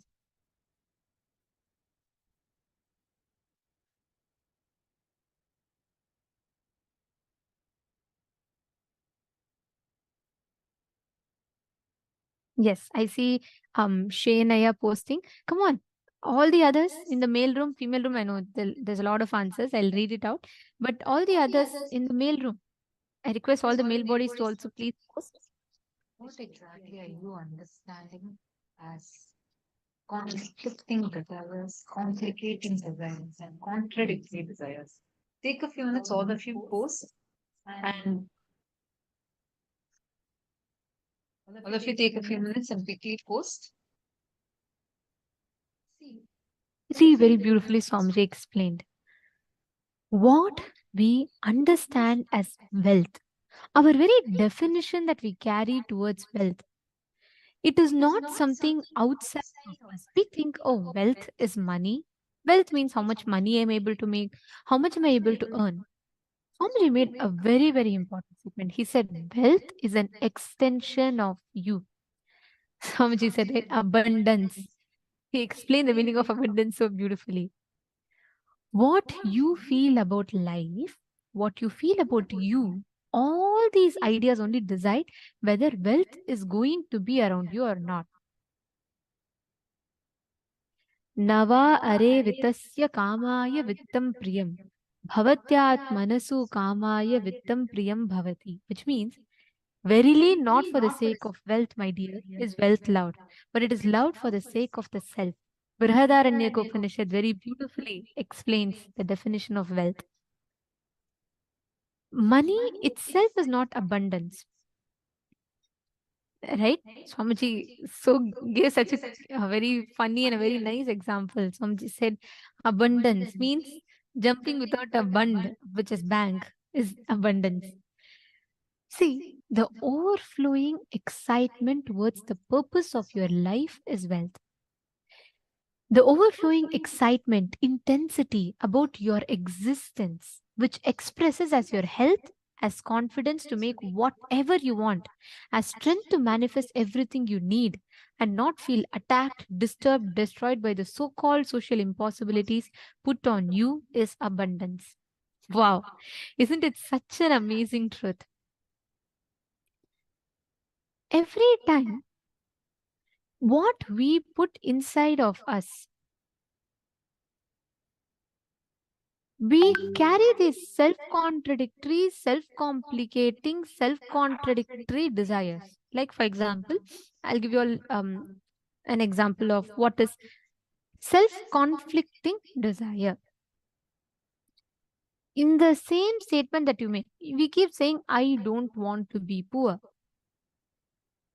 So, you contradict your own statement. Continuously, you make contradictory statements inside of you, which means you keep saying, oh, mind doesn't understand the don't. Instead of saying, I want to be wealthy, I want to manifest wealth, you keep making statement, I don't want to be poor. Mind doesn't understand the want, not, don't. So what happens is the mind continuously registers it as, I want to be poor, I want to be poor. Similarly, the conflicting patterns inside of you. Morning, you make one decision. How many of you feel like this? Morning, when you wake up, you feel like, today I'm going to go to the office. I'm going to finish all my projects. I'm going to take up new. I can do this more and I will be able to do it. And I want to make more money. You're all up for that inspiration. You go to the office and you're ready for everything there. And by the time you come back in the night, you say, just, I don't want any of this. I just want to take a vacation. I'm done with this. I don't want to go through this anymore. How many of you have had this situation? I see many laughing. Ma Jessica is laughing. How many of you had these situations? Yes? Understand conflicting desires. Morning, see, desire is like this. The best example Swamiji gave. It's like a balloon which is deflated. Okay? You have a balloon which is heart shaped. You have a balloon which is Tom and Jerry shaped. Conflicts. Then you have a balloon which is sad, right? All these different shapes you have. Whichever balloon you blow air into, that gets inflated. Simple logic. Makes sense? You can have n number of balloons in front of you, but whichever you blow air into, that only becomes a full balloon. Correct? You may have any number of desires in front of you. You want to be a millionaire, you want to be famous, you want to be influential, you want to be happy, you want to be this, you want to be that.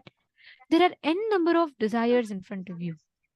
But just like a balloon, whichever one you blow the air into, that's what gets inflated. Same way, whichever desire you give life to, that desire is what becomes reality. All these self-complicating, self-contradictory desires that you carry inside of you are responsible for the chaotic inner space that we carry, because of which wealth becomes like a struggle. Morning, you decide, I will make wealth. Night, you just want, let me leave all this. I just want to go somewhere alone and just sit and meditate by myself. That conflicting desires is only going to cause chaos in your inner space. Next is self-complicating desires. Your desire is one, but to achieve that desire, you go all over, you take every other route other than the straight path for that desire. That is what is self-complicating desires. So each of these desires that we carry inside of us, all the desires and patterns that you carry related to wealth, are all the manifestations, the result of these self-conflicting, self-contradicting, self-complicating desires. Understanding? Now, with this understanding, if you look back into your life and analyze where all you carry such desire.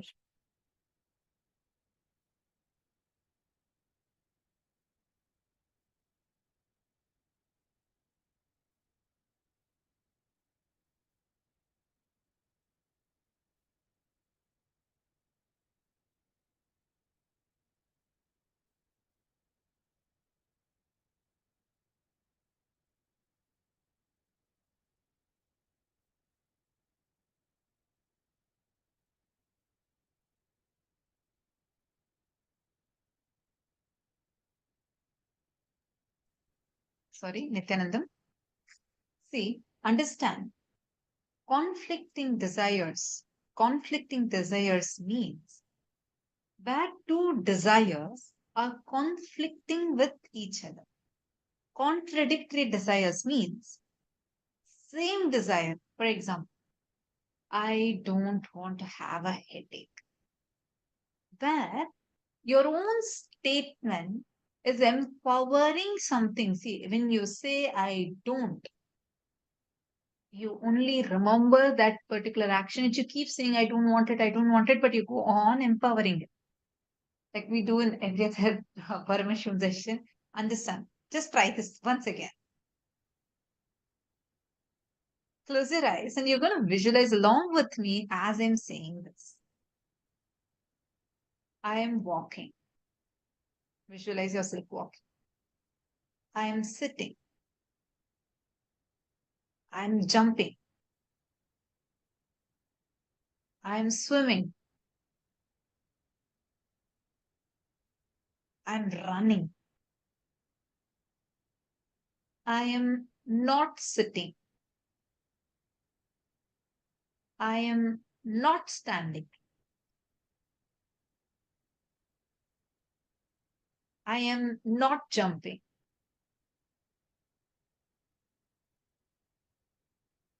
I am not dancing.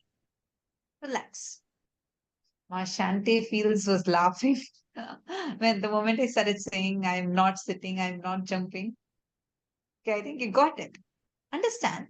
How many of you saw every time I am saying a particular action, saying I am sitting, I am standing, I am running, you were able to clearly visualize it.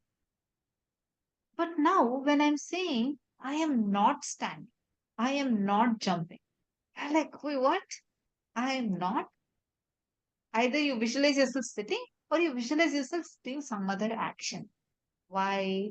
Because your mind cannot cognize the word no. You see, you cannot cognize the word no. The not is not you say poor and poverty. This is contradict. Say I'm not going to be poor. I don't want to be the poor inside because every emotional statement and poverty. How many of you are getting this? How many of you are understanding and clicking with this?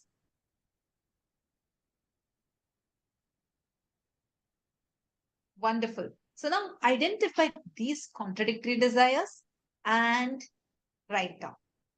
Conflicting desires are like at one point you want something, another point you want something else. You want to wake up and do yoga, want to do workout, set up everything, go to sleep. Next morning, you want to have 1 more hour of extra sleep. Understand? Each of us are carrying like these kinds of conflicting desires. Two desires are conflicting with each other. Understood? So far, are all of us clear? For example, at one point in the morning, you want to achieve, you want to really get that wealth, you want to become a millionaire, but by evening, you're like, I just don't want to deal with this. I'm giving up. I'm not even interested. I just want vacation. How many of you are clicking with this? How many of This you? is, Sorry, go ahead. this is called as conflicting desires. Contradictory, same statement, two different things. Conflicting, two desires that are conflicting with each other. Next is complicating desires. Your goal is to find true love, and then you end up in marriage. Just kidding. Understand? Complicating desires. You are having a particular desire, but then you want to complicate it. Like, meaning you're not doing that straight. You want to get a promotion, but you go on working for impressing your boss. Where, like, you think you're working for this, but the path you're taking is not really going to lead you to that. Like, for example, you are supposed to go towards north, but then you start walking towards south, and you think slowly you'll turn and come back to north, which is complicating the whole thing. And you end up getting so frustrated, giving up on that desire. Like, you want to really achieve that wealth. And then you start thinking, okay, first let me become a good person. Let me get more friends. Let me build my network. And then I'll start that. And then by that time you do all these steps, you forget the original goal with which you started. This kind of a desire is called complicating desire. Rather than finding the straight blind spot where you're stuck, you go on beating around the bush. You may end up never beating in the center of the bush. Understand? This way of being stuck is called as complicating desires. Are all of you understand? You're all clear? Let's start with a very simple exercise first. I request every one of you to take a few minutes and please write down, please pen down. The moment you utter the word money, what are all the ideas that comes inside your inner space? First step. We will be writing, we'll be coming to this complicated and desires to understand it deeper. But in the first round, please take a few minutes and I request you all to pen down. The moment you tell money, what is the ideas and what are the cognitions that come into you? You feel like, oh, money, it's too difficult. Or money is something that has never happened in my life. Or maybe you'll feel money, it's just so easy. Whenever you want, you get, or whenever you want, it'll go. Or you will feel how much ever I earn, never it sits in my bank. It keeps getting spent. All the ideas about money that you carry in you, please pen that down. Take a few minutes. I request every one of you to write it. Just all the thought currents, all the thinking, the ideas that you have about wealth, write it down.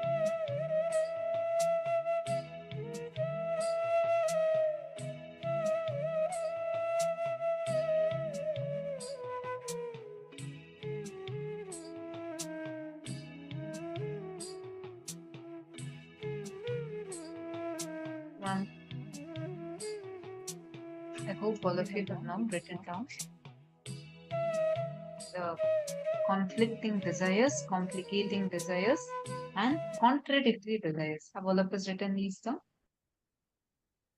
Conflicting, contradictory, and complicating. The three types in which we complicate, contradict our desires and not let what we want manifest. Once all of you have written down, I request all of you to post in the chat. Now, as actually all of us are nearing the time to have the darshan of Bhagavan Parandama Krishna, who himself will be landing as Nijavatara today for all of us in the physical form. I'm so excited and eagerly waiting. I know each one of us are waiting. How blessed we all are, right? Like to celebrate this day, this auspicious Krishna Janmashtami day with Parandama, Bhagavan Sri Krishna himself.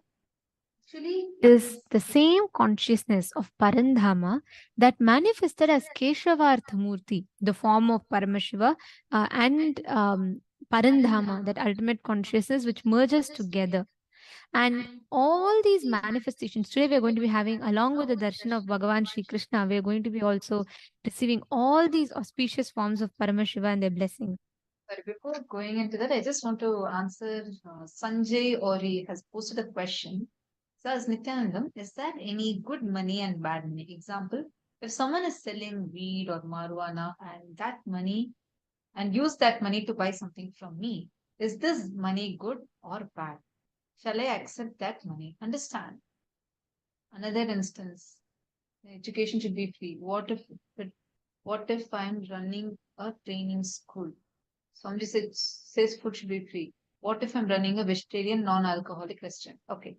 Sanjay Oriya, first thing, you running a restaurant does not see that you're doing as your business. You're doing that. See, the money that you are making, what it is based on. For example, if you are doing something which is going to cause suffering in people, and your context, the fundamental context is not having enriching. Swamiji says, see, you do some work, and for that, how much you are supposed to get from the society, you are getting that. There is nothing wrong about it. But the moment where we see this, that is why, like in the Hindu economy, we don't have the kind of like adulteration in food or any of those things. Now, if you see in the current economy, it's so difficult to even find a normal good food to eat. Like, because everything is so corrupted. Now, the decisions where you want to invest money or what kind of business you want to do should be based upon the what is it going to be doing to you and to the world. How are you contributing? If it's coming from the context of contributing, nothing is wrong. But sometimes, if for example, if you're running a non-veg restaurant and you're using the money, you're getting money from that, even though you might not be eating meat, understand, if you are endorsing something with violence, then that karma directly affects you. Second, you're asking if someone else does something bad and they give me that money, is it okay for me to accept or not? I see, it matters. See, one thing where you know consciously that person is doing something, and then by you supporting it, by taking that money, if you feel that you're going to endorse that particular thing, like for example, they're running a let's say that same example, they're running a meat restaurant, and then you're not running it, but then they're investing into some of your business, and you're also going to be investing into that, and you feel that by you encouraging that person by investing into this, you're also becoming a part of endorsing his other activity, then you should avoid it. Actually, as per The Artha, which is Kailasa's economic principles, Swamiji has clearly defined that this is the principle that is directly taken from our source scriptures of Hinduism. In Hinduism, what it is not just the wealth, it is the ideology based on which that wealth is generated. So if the wealth that you are taking is directly or indirectly is entertaining a person who is keeping the chain of adharma alive anywhere, then that karma directly comes to us. We are responsible for that. Like, for example, let's say you don't know unconsciously something someone is doing, but you don't have that knowledge and you are getting it, then it is okay. But if you know that someone is doing a wrong purpose, like the example that you gave, so if you are getting through money through someone who is selling drugs, so you yourself directly are not doing it and you do not know it, sorry, and you know that that person is earning the money through that source, you directly get the karma because you are being part of that karma chakra, that cycle which encourages that person to do more, which is against the artha, the economic principles set by Paramashiva himself, as Swamiji has revived in Kailasa's economic policies. That is why in Kailasa, Swamiji will say that the economic system of Kailasa is in such a way only enriching based activities and only enriching based um, all the businesses are supported, encouraged, and undercurrent of everything should be enriching. And yes, now it is time for all of us to get ready to receive the darshan, the special darshan that all of us are eagerly awaiting. It is time, very, very soon we are all going to be having the darshan of Bhagavan Sri Krishna. So if any of you are yet to invite your friends, family members, please go ahead. You all should do it now. In just about 15 to 20 minutes, we will be entering into the darshan. So I request all the people to invite your friends, family members. When I know the way Swamiji explains Krishna, right? We will all literally be able to see and experience, touch and feel the celebration in the air when Swamiji talks about Bhagavan Sri Krishna. I mean, Swamiji talking about anyone, they'll just become a hero in our eyes. The way Swamiji explains the principles, the truths that each of these deities, the manifestations from Kailasa represent. Most importantly, blessed are all of we, because we are sitting in the presence of the avatar, that very consciousness that descended as Krishna 5,000 years ago, and we are able to listen to these profound truths. Let us all get ready. I request every one of you, yes, Ma Jessica is putting, she's very excited for the darshan. I know today is a very, very special day. Let's all get ready to receive the darshan. And before that, let's watch a very quick, a very beautiful video clipping where we can listen to Swamiji explaining about what are the principles that Bhagavan Krishna represents and who is Bhagavan Krishna. Krishna, celebration is his life and message.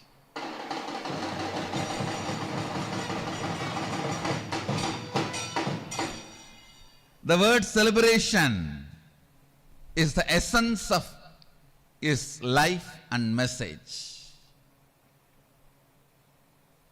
No one can celebrate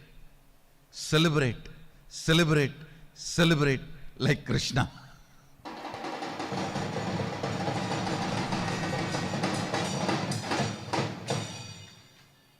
He is so much in love with life, in romance with the cosmos. Nothing ever even occurred to him as pain. He never occurred as pain to anything. Everything was just celebration.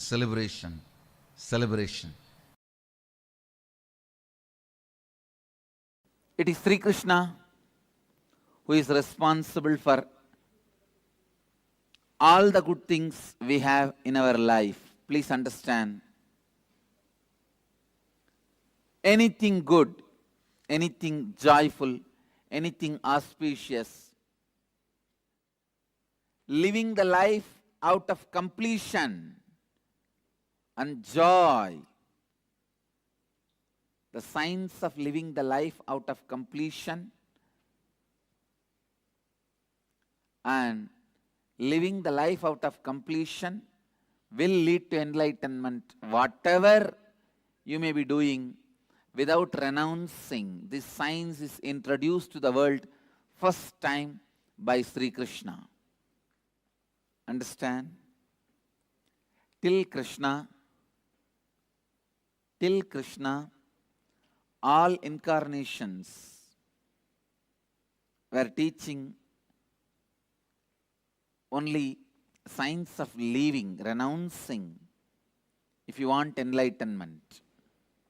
But it is Krishna who gave this science of living in completion, the space of completion. Live in the space of completion. You don't need to renounce anything. Wherever you are, you will be radiating life and enjoying life. Understand? He is the greatest politician. After him or before him, no politician is so complete like him. No politician can be compared before him or after him with him. Before him or after him, no one can be compared to his boldness to romance. Understand? If you see the way he radiates knowledge, love, romance, intelligence, strategy planning, only he can be called as Poorna Avatara. The word Poorna Avatara can be given only for him. Krishna, unimaginable expression of ultimate consciousness, the power of his presence, and the amount of suffering, opposition he has to go through due to his pure love, his pure energy, and his pure intelligence. Even after he created his own kingdom, he has to face so much. And you all need to know, he is such a powerful strategy planner. He is not a dry, empty, egoistic. When needed, he even escaped from warfield. When needed, he even hid himself.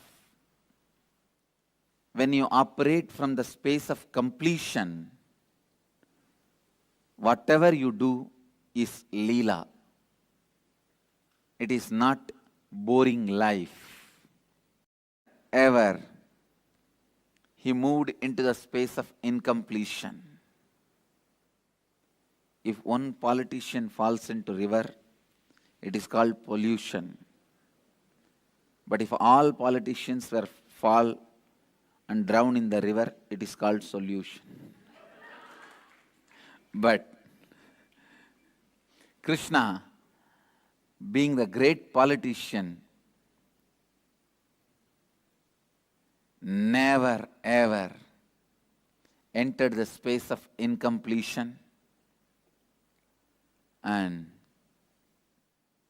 established in the spirituality. That is why it did not take even for one moment to leave all his gopis and gopikas and gopas to go to Mathura to fulfill his life's mission. The greatest protector of Dhamma, established in spirituality. There is no materialism. If he was materialistic, he cannot so easily leave whole Vrindavan and go just like that. Krishna, the sacrifice he has done to establish Dhamma the way he lived Dhamma and protected Dhamma, unimaginable, amazing. Still is the one man ruling the whole Hindu consciousness and largest worshipped man. Please understand, largest worshipped incarnation on the planet Earth is Krishna. Making everyone feel that he belongs to them. That is the basic need for the romance to happen. He was able to do, and ability to handle all the anger and jealous from the people who are not able to raise themselves to the level of Krishna. And what a personality.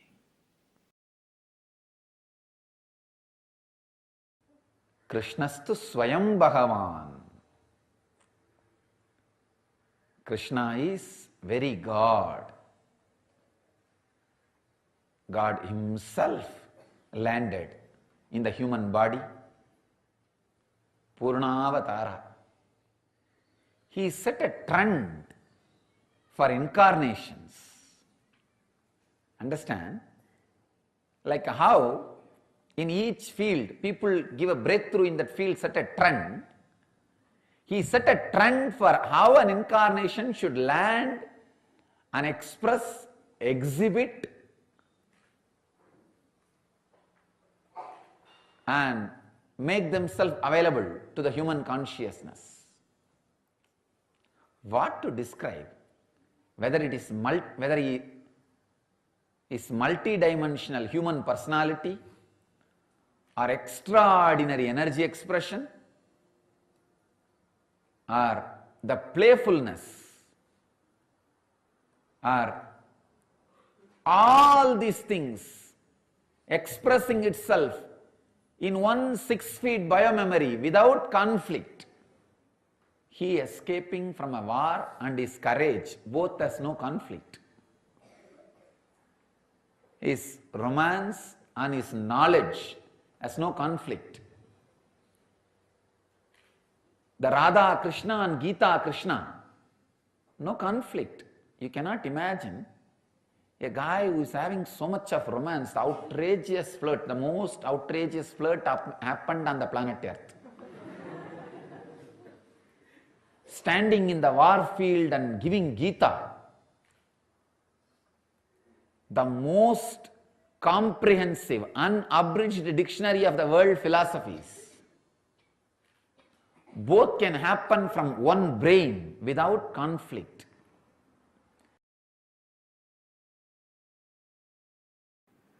Krishna, if I have to put in one word the life, legacy, message of Krishna, I'll use the word life. Just intense life. It expressed in body as ever youthful, healthy person. It expressed in intellect as amazing strategist. It expressed in emotion as a most beautiful, pure romance. It expressed in the dimension of length, the knowledge, the dimension of breadth, amazing artistic expression. Even when he is teaching the greatest truths, it was done in a very poetic form. His book is called Song, Gita, because it is more poetic than anything else. Singer, dancer, musician, strategist, a beloved for everyone. In length, he expressed knowledge in the breadth, pure art in the depth, the power he manifested in every action, the responsibility he has shown. Life, actually only who knows life can understand anything about Krishna, not otherwise. Not otherwise at all.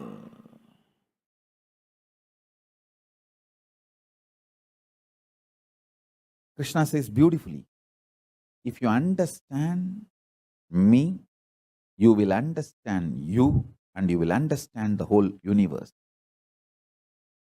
That is what he means. In the young age itself, my gurus taught me one thing. The source code of the software based on which I am functioning. The first principle based on which I 3D printed myself. Once I know that, I know everything.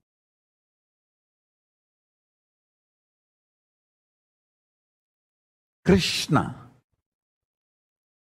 is the greatest blessing, gift we can receive from Krishna.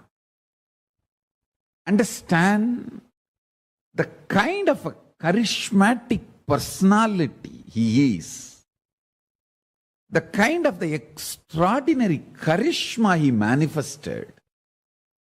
Knowing Krishna, loving Krishna, being Krishna, celebrating Krishna is the greatest gift we can receive from Krishna. If you want to read this universe, life, Gita is the dictionary.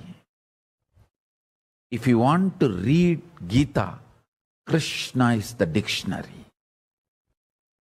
If you want to know the meaning of what is life, what is goal, what is good, what is bad, if you want to know the meaning of all these words, life, read Bhagavad Gita. The meaning given in Gita is the real meaning of life. Vairagya. You want to know what is Vairagya? Read Bhagavad Gita. The meaning given in Bhagavad Gita for Vairagya is the meaning of the Vairagya. Cosmos. If you want to know what is cosmos, read Bhagavad Gita. The meaning given in Gita for the cosmos is the meaning of the cosmos. Love, devotion, everything you want to know about life. Read Gita. That's the meaning of life. Everything you want to know about Gita, read Krishna. That's the meaning. Only when you understand the absolutely charismatic, excellent personality called Krishna, only when you are in love with him, only when you are in absolutely awed by Krishna, you will understand what he means by karmanye vadigaraste mabaleshu gadachanaha uttared atmanatmanam atmanam avasadayet.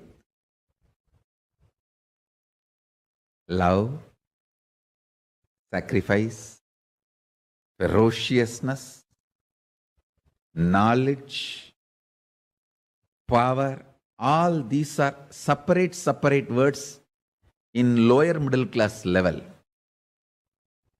In the peak of pure consciousness, all these are ananta kalyana gunas of one being.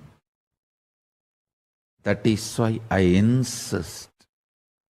Understand about that being. Understand why Krishna is celibate, pure brahmachari.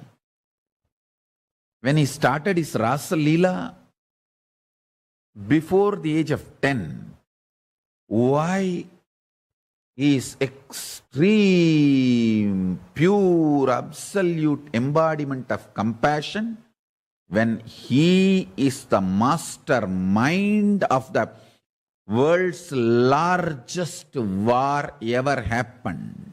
Understand?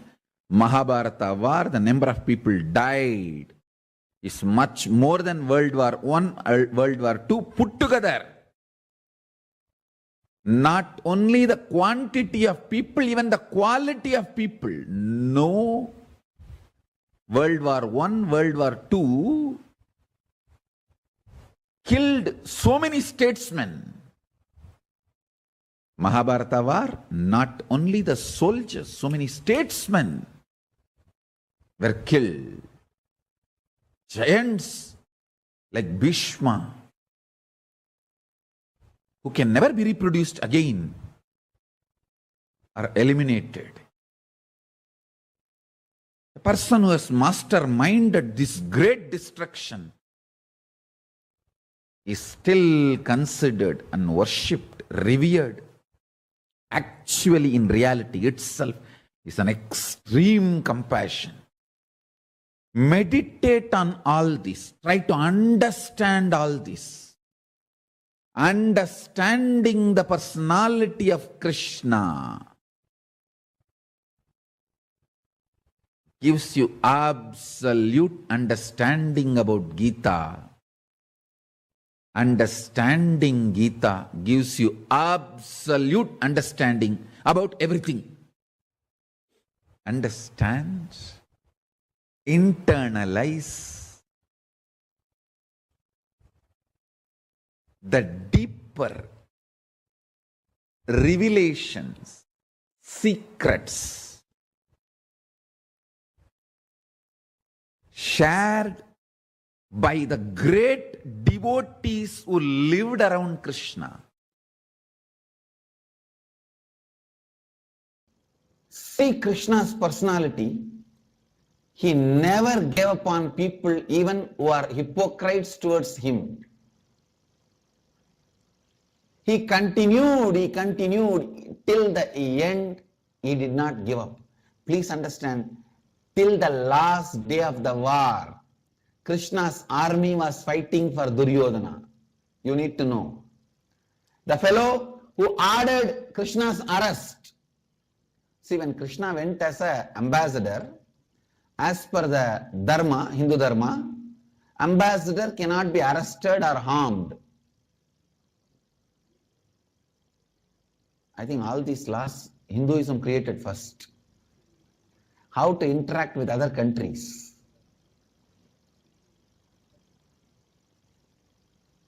But he crossed that law, ordered the arrest of Krishna. Krishna saved himself through his power, that is secondary. He goes to that extreme. But even to Duryodhana, Krishna doesn't say no.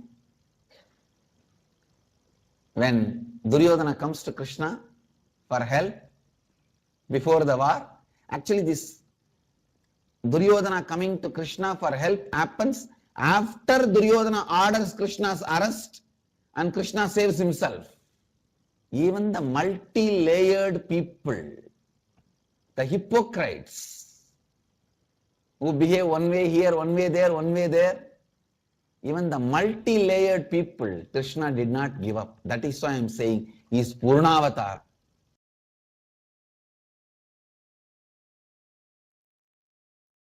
The absolute compassion,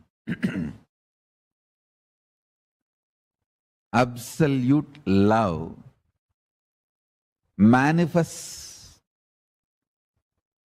with cosmic vision about life. If your vision expands,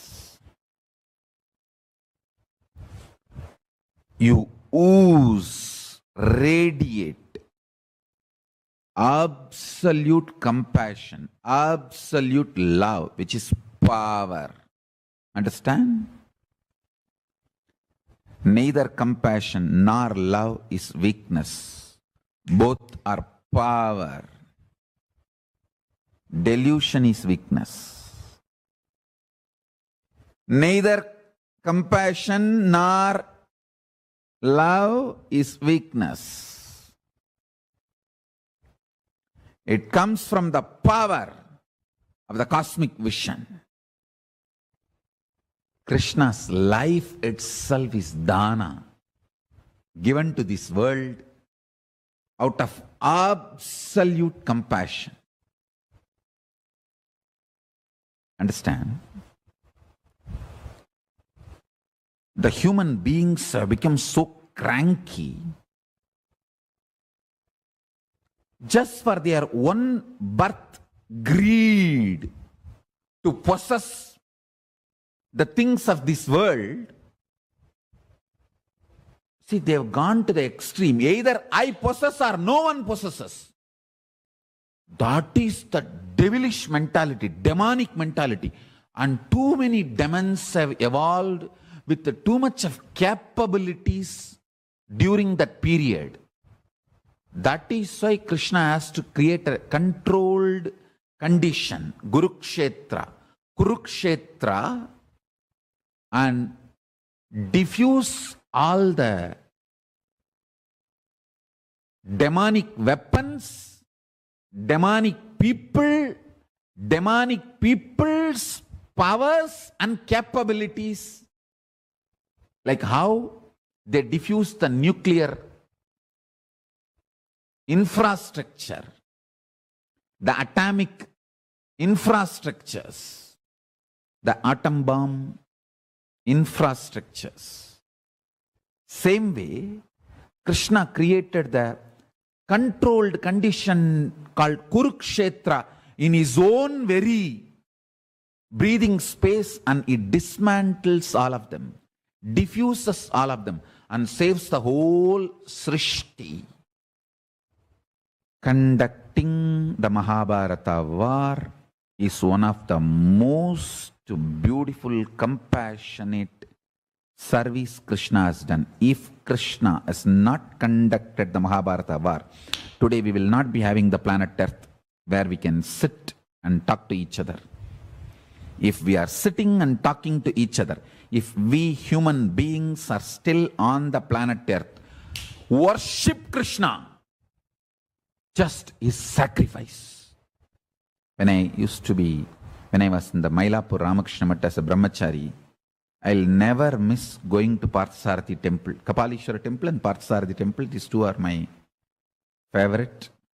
Every day I'll go and stand in front of Parthasarathi. When I see his mustache, tears will roll in my eyes, because after the war, Krishna came for rest to Chennai. On the ocean side, he rested to recover. So that is the Triplicane Parthasarathi temple. That's the only temple I think Krishna is with mustache, beard. Because he was recovering from all the wounds. He could not shave. I tell you, whenever I see the Parthasarathis mustache and the Utsava Murti of Parthasarathi, tears used to roll in my eyes. What a compassion. You took the arrows and saved the planet Earth. The absolute compassion. Understand?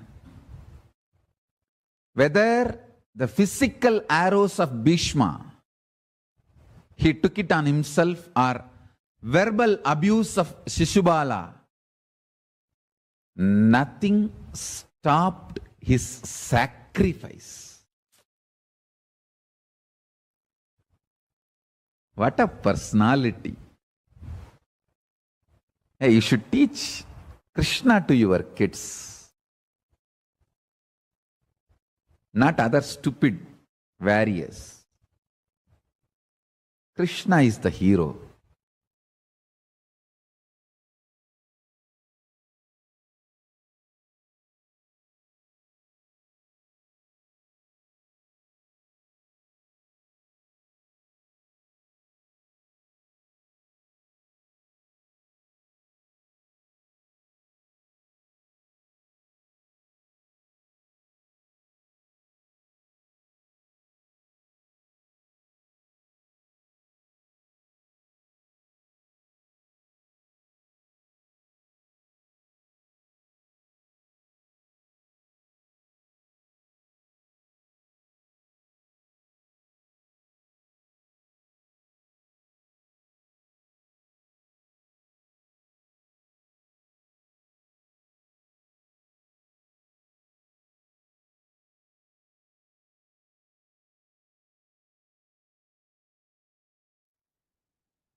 What a personality. Swamiji described Krishna so beautifully that any one of us would just fall in love with a personality like Sri Krishna. The Literally, it was like Swamiji was, you could literally see Swamiji's all these qualities. Like I felt every single quality that Swamiji was describing about Krishna, whether it's Krishna's love and never giving up, or the kind of decisions that he was taking.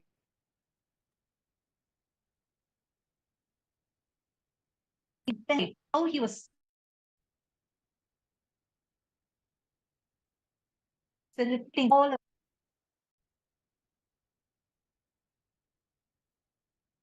literally like how Swamiji is in every single aspect. very beautiful Dhyana shlokas describes these forms of Parandhama manifesting with Paramashiva. We will be chanting the Dhyana shloka of Keshavarthamurti, Ekapadatrimurti, and also Bhagavan Sri Krishna. The Dhyana shloka goes on very beautifully. Savyange vidrumabham shashidharavakutam bhasmarudrakshabhusham वामाङ्गे श्यामलाभं मणिमकुटयुतं पीतवस्त्रातिशोभम् सव्येटङ्काभयं स्यादितकरयुगे शङ्खं कौमोदिकी स्यात् किञ्चिल्ललाटनेत्रं विलसतु पुरतरः श्रीहरेर्धदेहम् सव्येटङ्कं परस्मिन् कटकसुजलजं सिन्धुवेणीसुनन्दम् वामार्धे सत्किरीटं रुधिरजलनिभं व्याघ्रचर्माम्बराढ्यम् फालर्धे लोचनार्धाकलितसमपदं शुभ्रयज्ञोपवीतम् हर्यर्धं नौमि शम्भुं सकलशुभकरं सर्वसम्पत्कराढ्यम्. The right side is Shankara, the left side is Sri Vishnu. Shiva is reddish in color, smeared with bhasma, and having the crescent moon on the Jata Ajuta. He is wearing the Rudraksha malas, having the third eye on his forehead. Ganga is on his head. He is wearing the tiger skin with white sacred thread on his shoulders. The left side, Mahavishnu, is with blackish body. He is wearing the golden crown studded with jewelry. He is wearing the golden dress. He is wearing the gold earrings, necklaces, all. This Harihara Murti having four hands, the right grazing hand holding the tanka, the left side holding the natural hand with mace, conch. This form of Shiva and Vishnu blesses us with all the auspiciousness in life. The next is Ekapada Murti form of Paramashiva.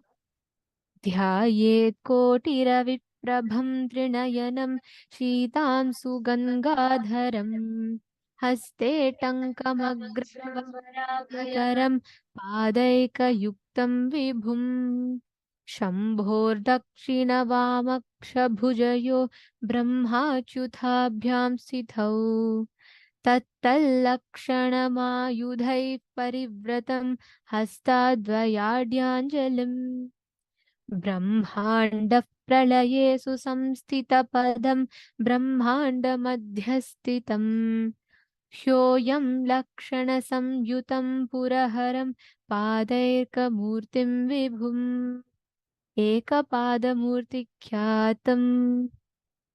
The next is the Dhyana Shloka of Bhagavan Sri Krishna. This verse is from Sri Vishnu Sahasranama.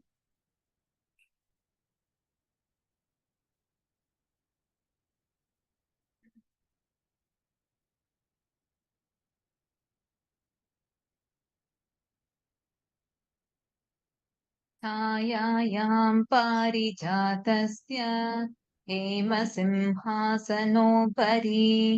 आसीनमम्बुदश्यामम् आयताक्षमलङ्कृतम् चन्द्राननं चतुर्बाहुं श्रीवत्साङ्गितवक्षसम् Rukmini सत्यभामाभ्यां सहितं कृष्णमाश्रये. Very beautifully goes. I seek refuge in Bhagavan Krishna, who is with Rukmini and Satyabhama, who sits on a golden throne in the shade of Parijata tree, who is the color of black cloud, who has the long broad eyes, who has a face like moon, who has the 4 hands, and who has a chest adorned by the Srivatsa. What a personality Bhagavan Sri Krishna is. Like Swamiji said, just the happening of Sri Krishna onto this planet Earth has bestowed the most auspiciousness, the best things to planet Earth. Such a being who walked on planet Earth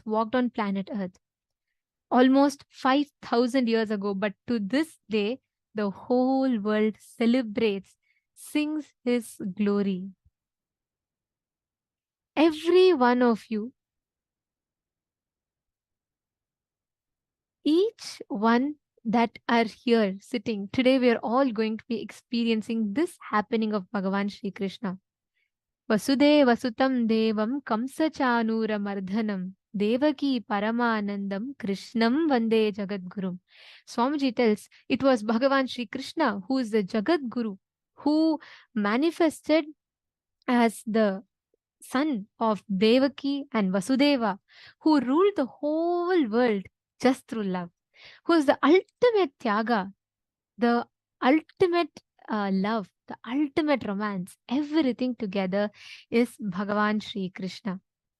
As all of you sit here today, Bhagavan Sri Krishna is himself walking the planet Earth. That same consciousness that descended as Bhagavan Sri Krishna 5,000 years ago is walking the planet Earth today in the form of our beloved Swamiji. And every one of you that are sitting here right now, please understand Krishna, the consciousness that descended as Krishna. That consciousness is the ultimate Parabrahma, Paramashiva, Paramapada, Parandhama, whatever we call it. That cosmos, that ultimate consciousness that descended as Sri Krishna is today walking on the planet Earth as our beloved Swamiji. Krishna has given so many gifts to humanity, he restored literally the glory of the Sanatana Hindu Dharma. And what Krishna has gifted to humanity is out of his infinite love, compassion, and every time there has been a dharma that rises in planet Earth, this same consciousness descends. And this same consciousness restores the dharma, gives the Jivan Mukti Vijnana, as Swamiji puts it beautifully.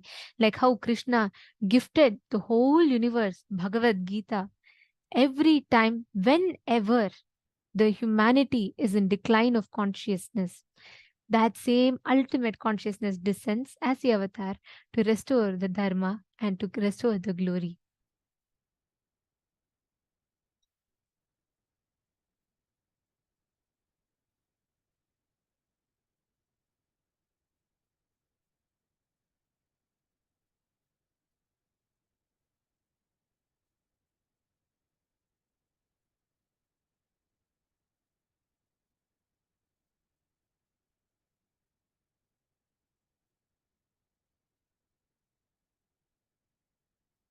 Hope all of you are able to hear me now. What are the qualities of Bhagavan Sri Krishna that you understood from whatever Swamiji revealed? Like literally, like as I was mentioning earlier, for me, really, when I was listening to it, you see, the way Swamiji explains, the way literally you can see the deity in front of you, the qualities that Swamiji described, or I mean, more than everything, the love from which Swamiji described. Literally, you can just experience that deliciousness in your very being. And every attribute that Swamiji described, for me, I was like, I was just seeing it was as if Swamiji is describing about himself in every aspect. Like, take it about for his mission, how Bhagavan Sri Krishna left his own birthplace, he left even his kingdom Mathura, and he went ahead and created his own kingdom, Dwaraka. And that's exactly what Swamiji is doing. Swamiji left Tiruvannamalai when he was as young as a 16-year-old boy. Young boy, he left Tiruvannamalai. He walked the length and traveled across the length and breadth of Parivraja and did so much of that. Swamiji's incarnation for all of for us. And he created a nation, Kailasa, for all of us. Every single way, literally, we can experience Krishna. Just experiencing Swami, just learning more and more, cherishing the Leelas of Swamiji, right? The way how Swamiji lives. Now it's time, because all of us are going to be experiencing Bhagavan Sri Krishna in his Nijavatara, Poorna Avatara as our beloved Swamiji. It's time. Let us all get ready to celebrate Krishna Janmashtami with Bhagavan Sri Krishna himself. Please sit with your head, neck and spine in a straight line. Close your eyes. Enter into the space of meditation and start chanting the Mahavakya.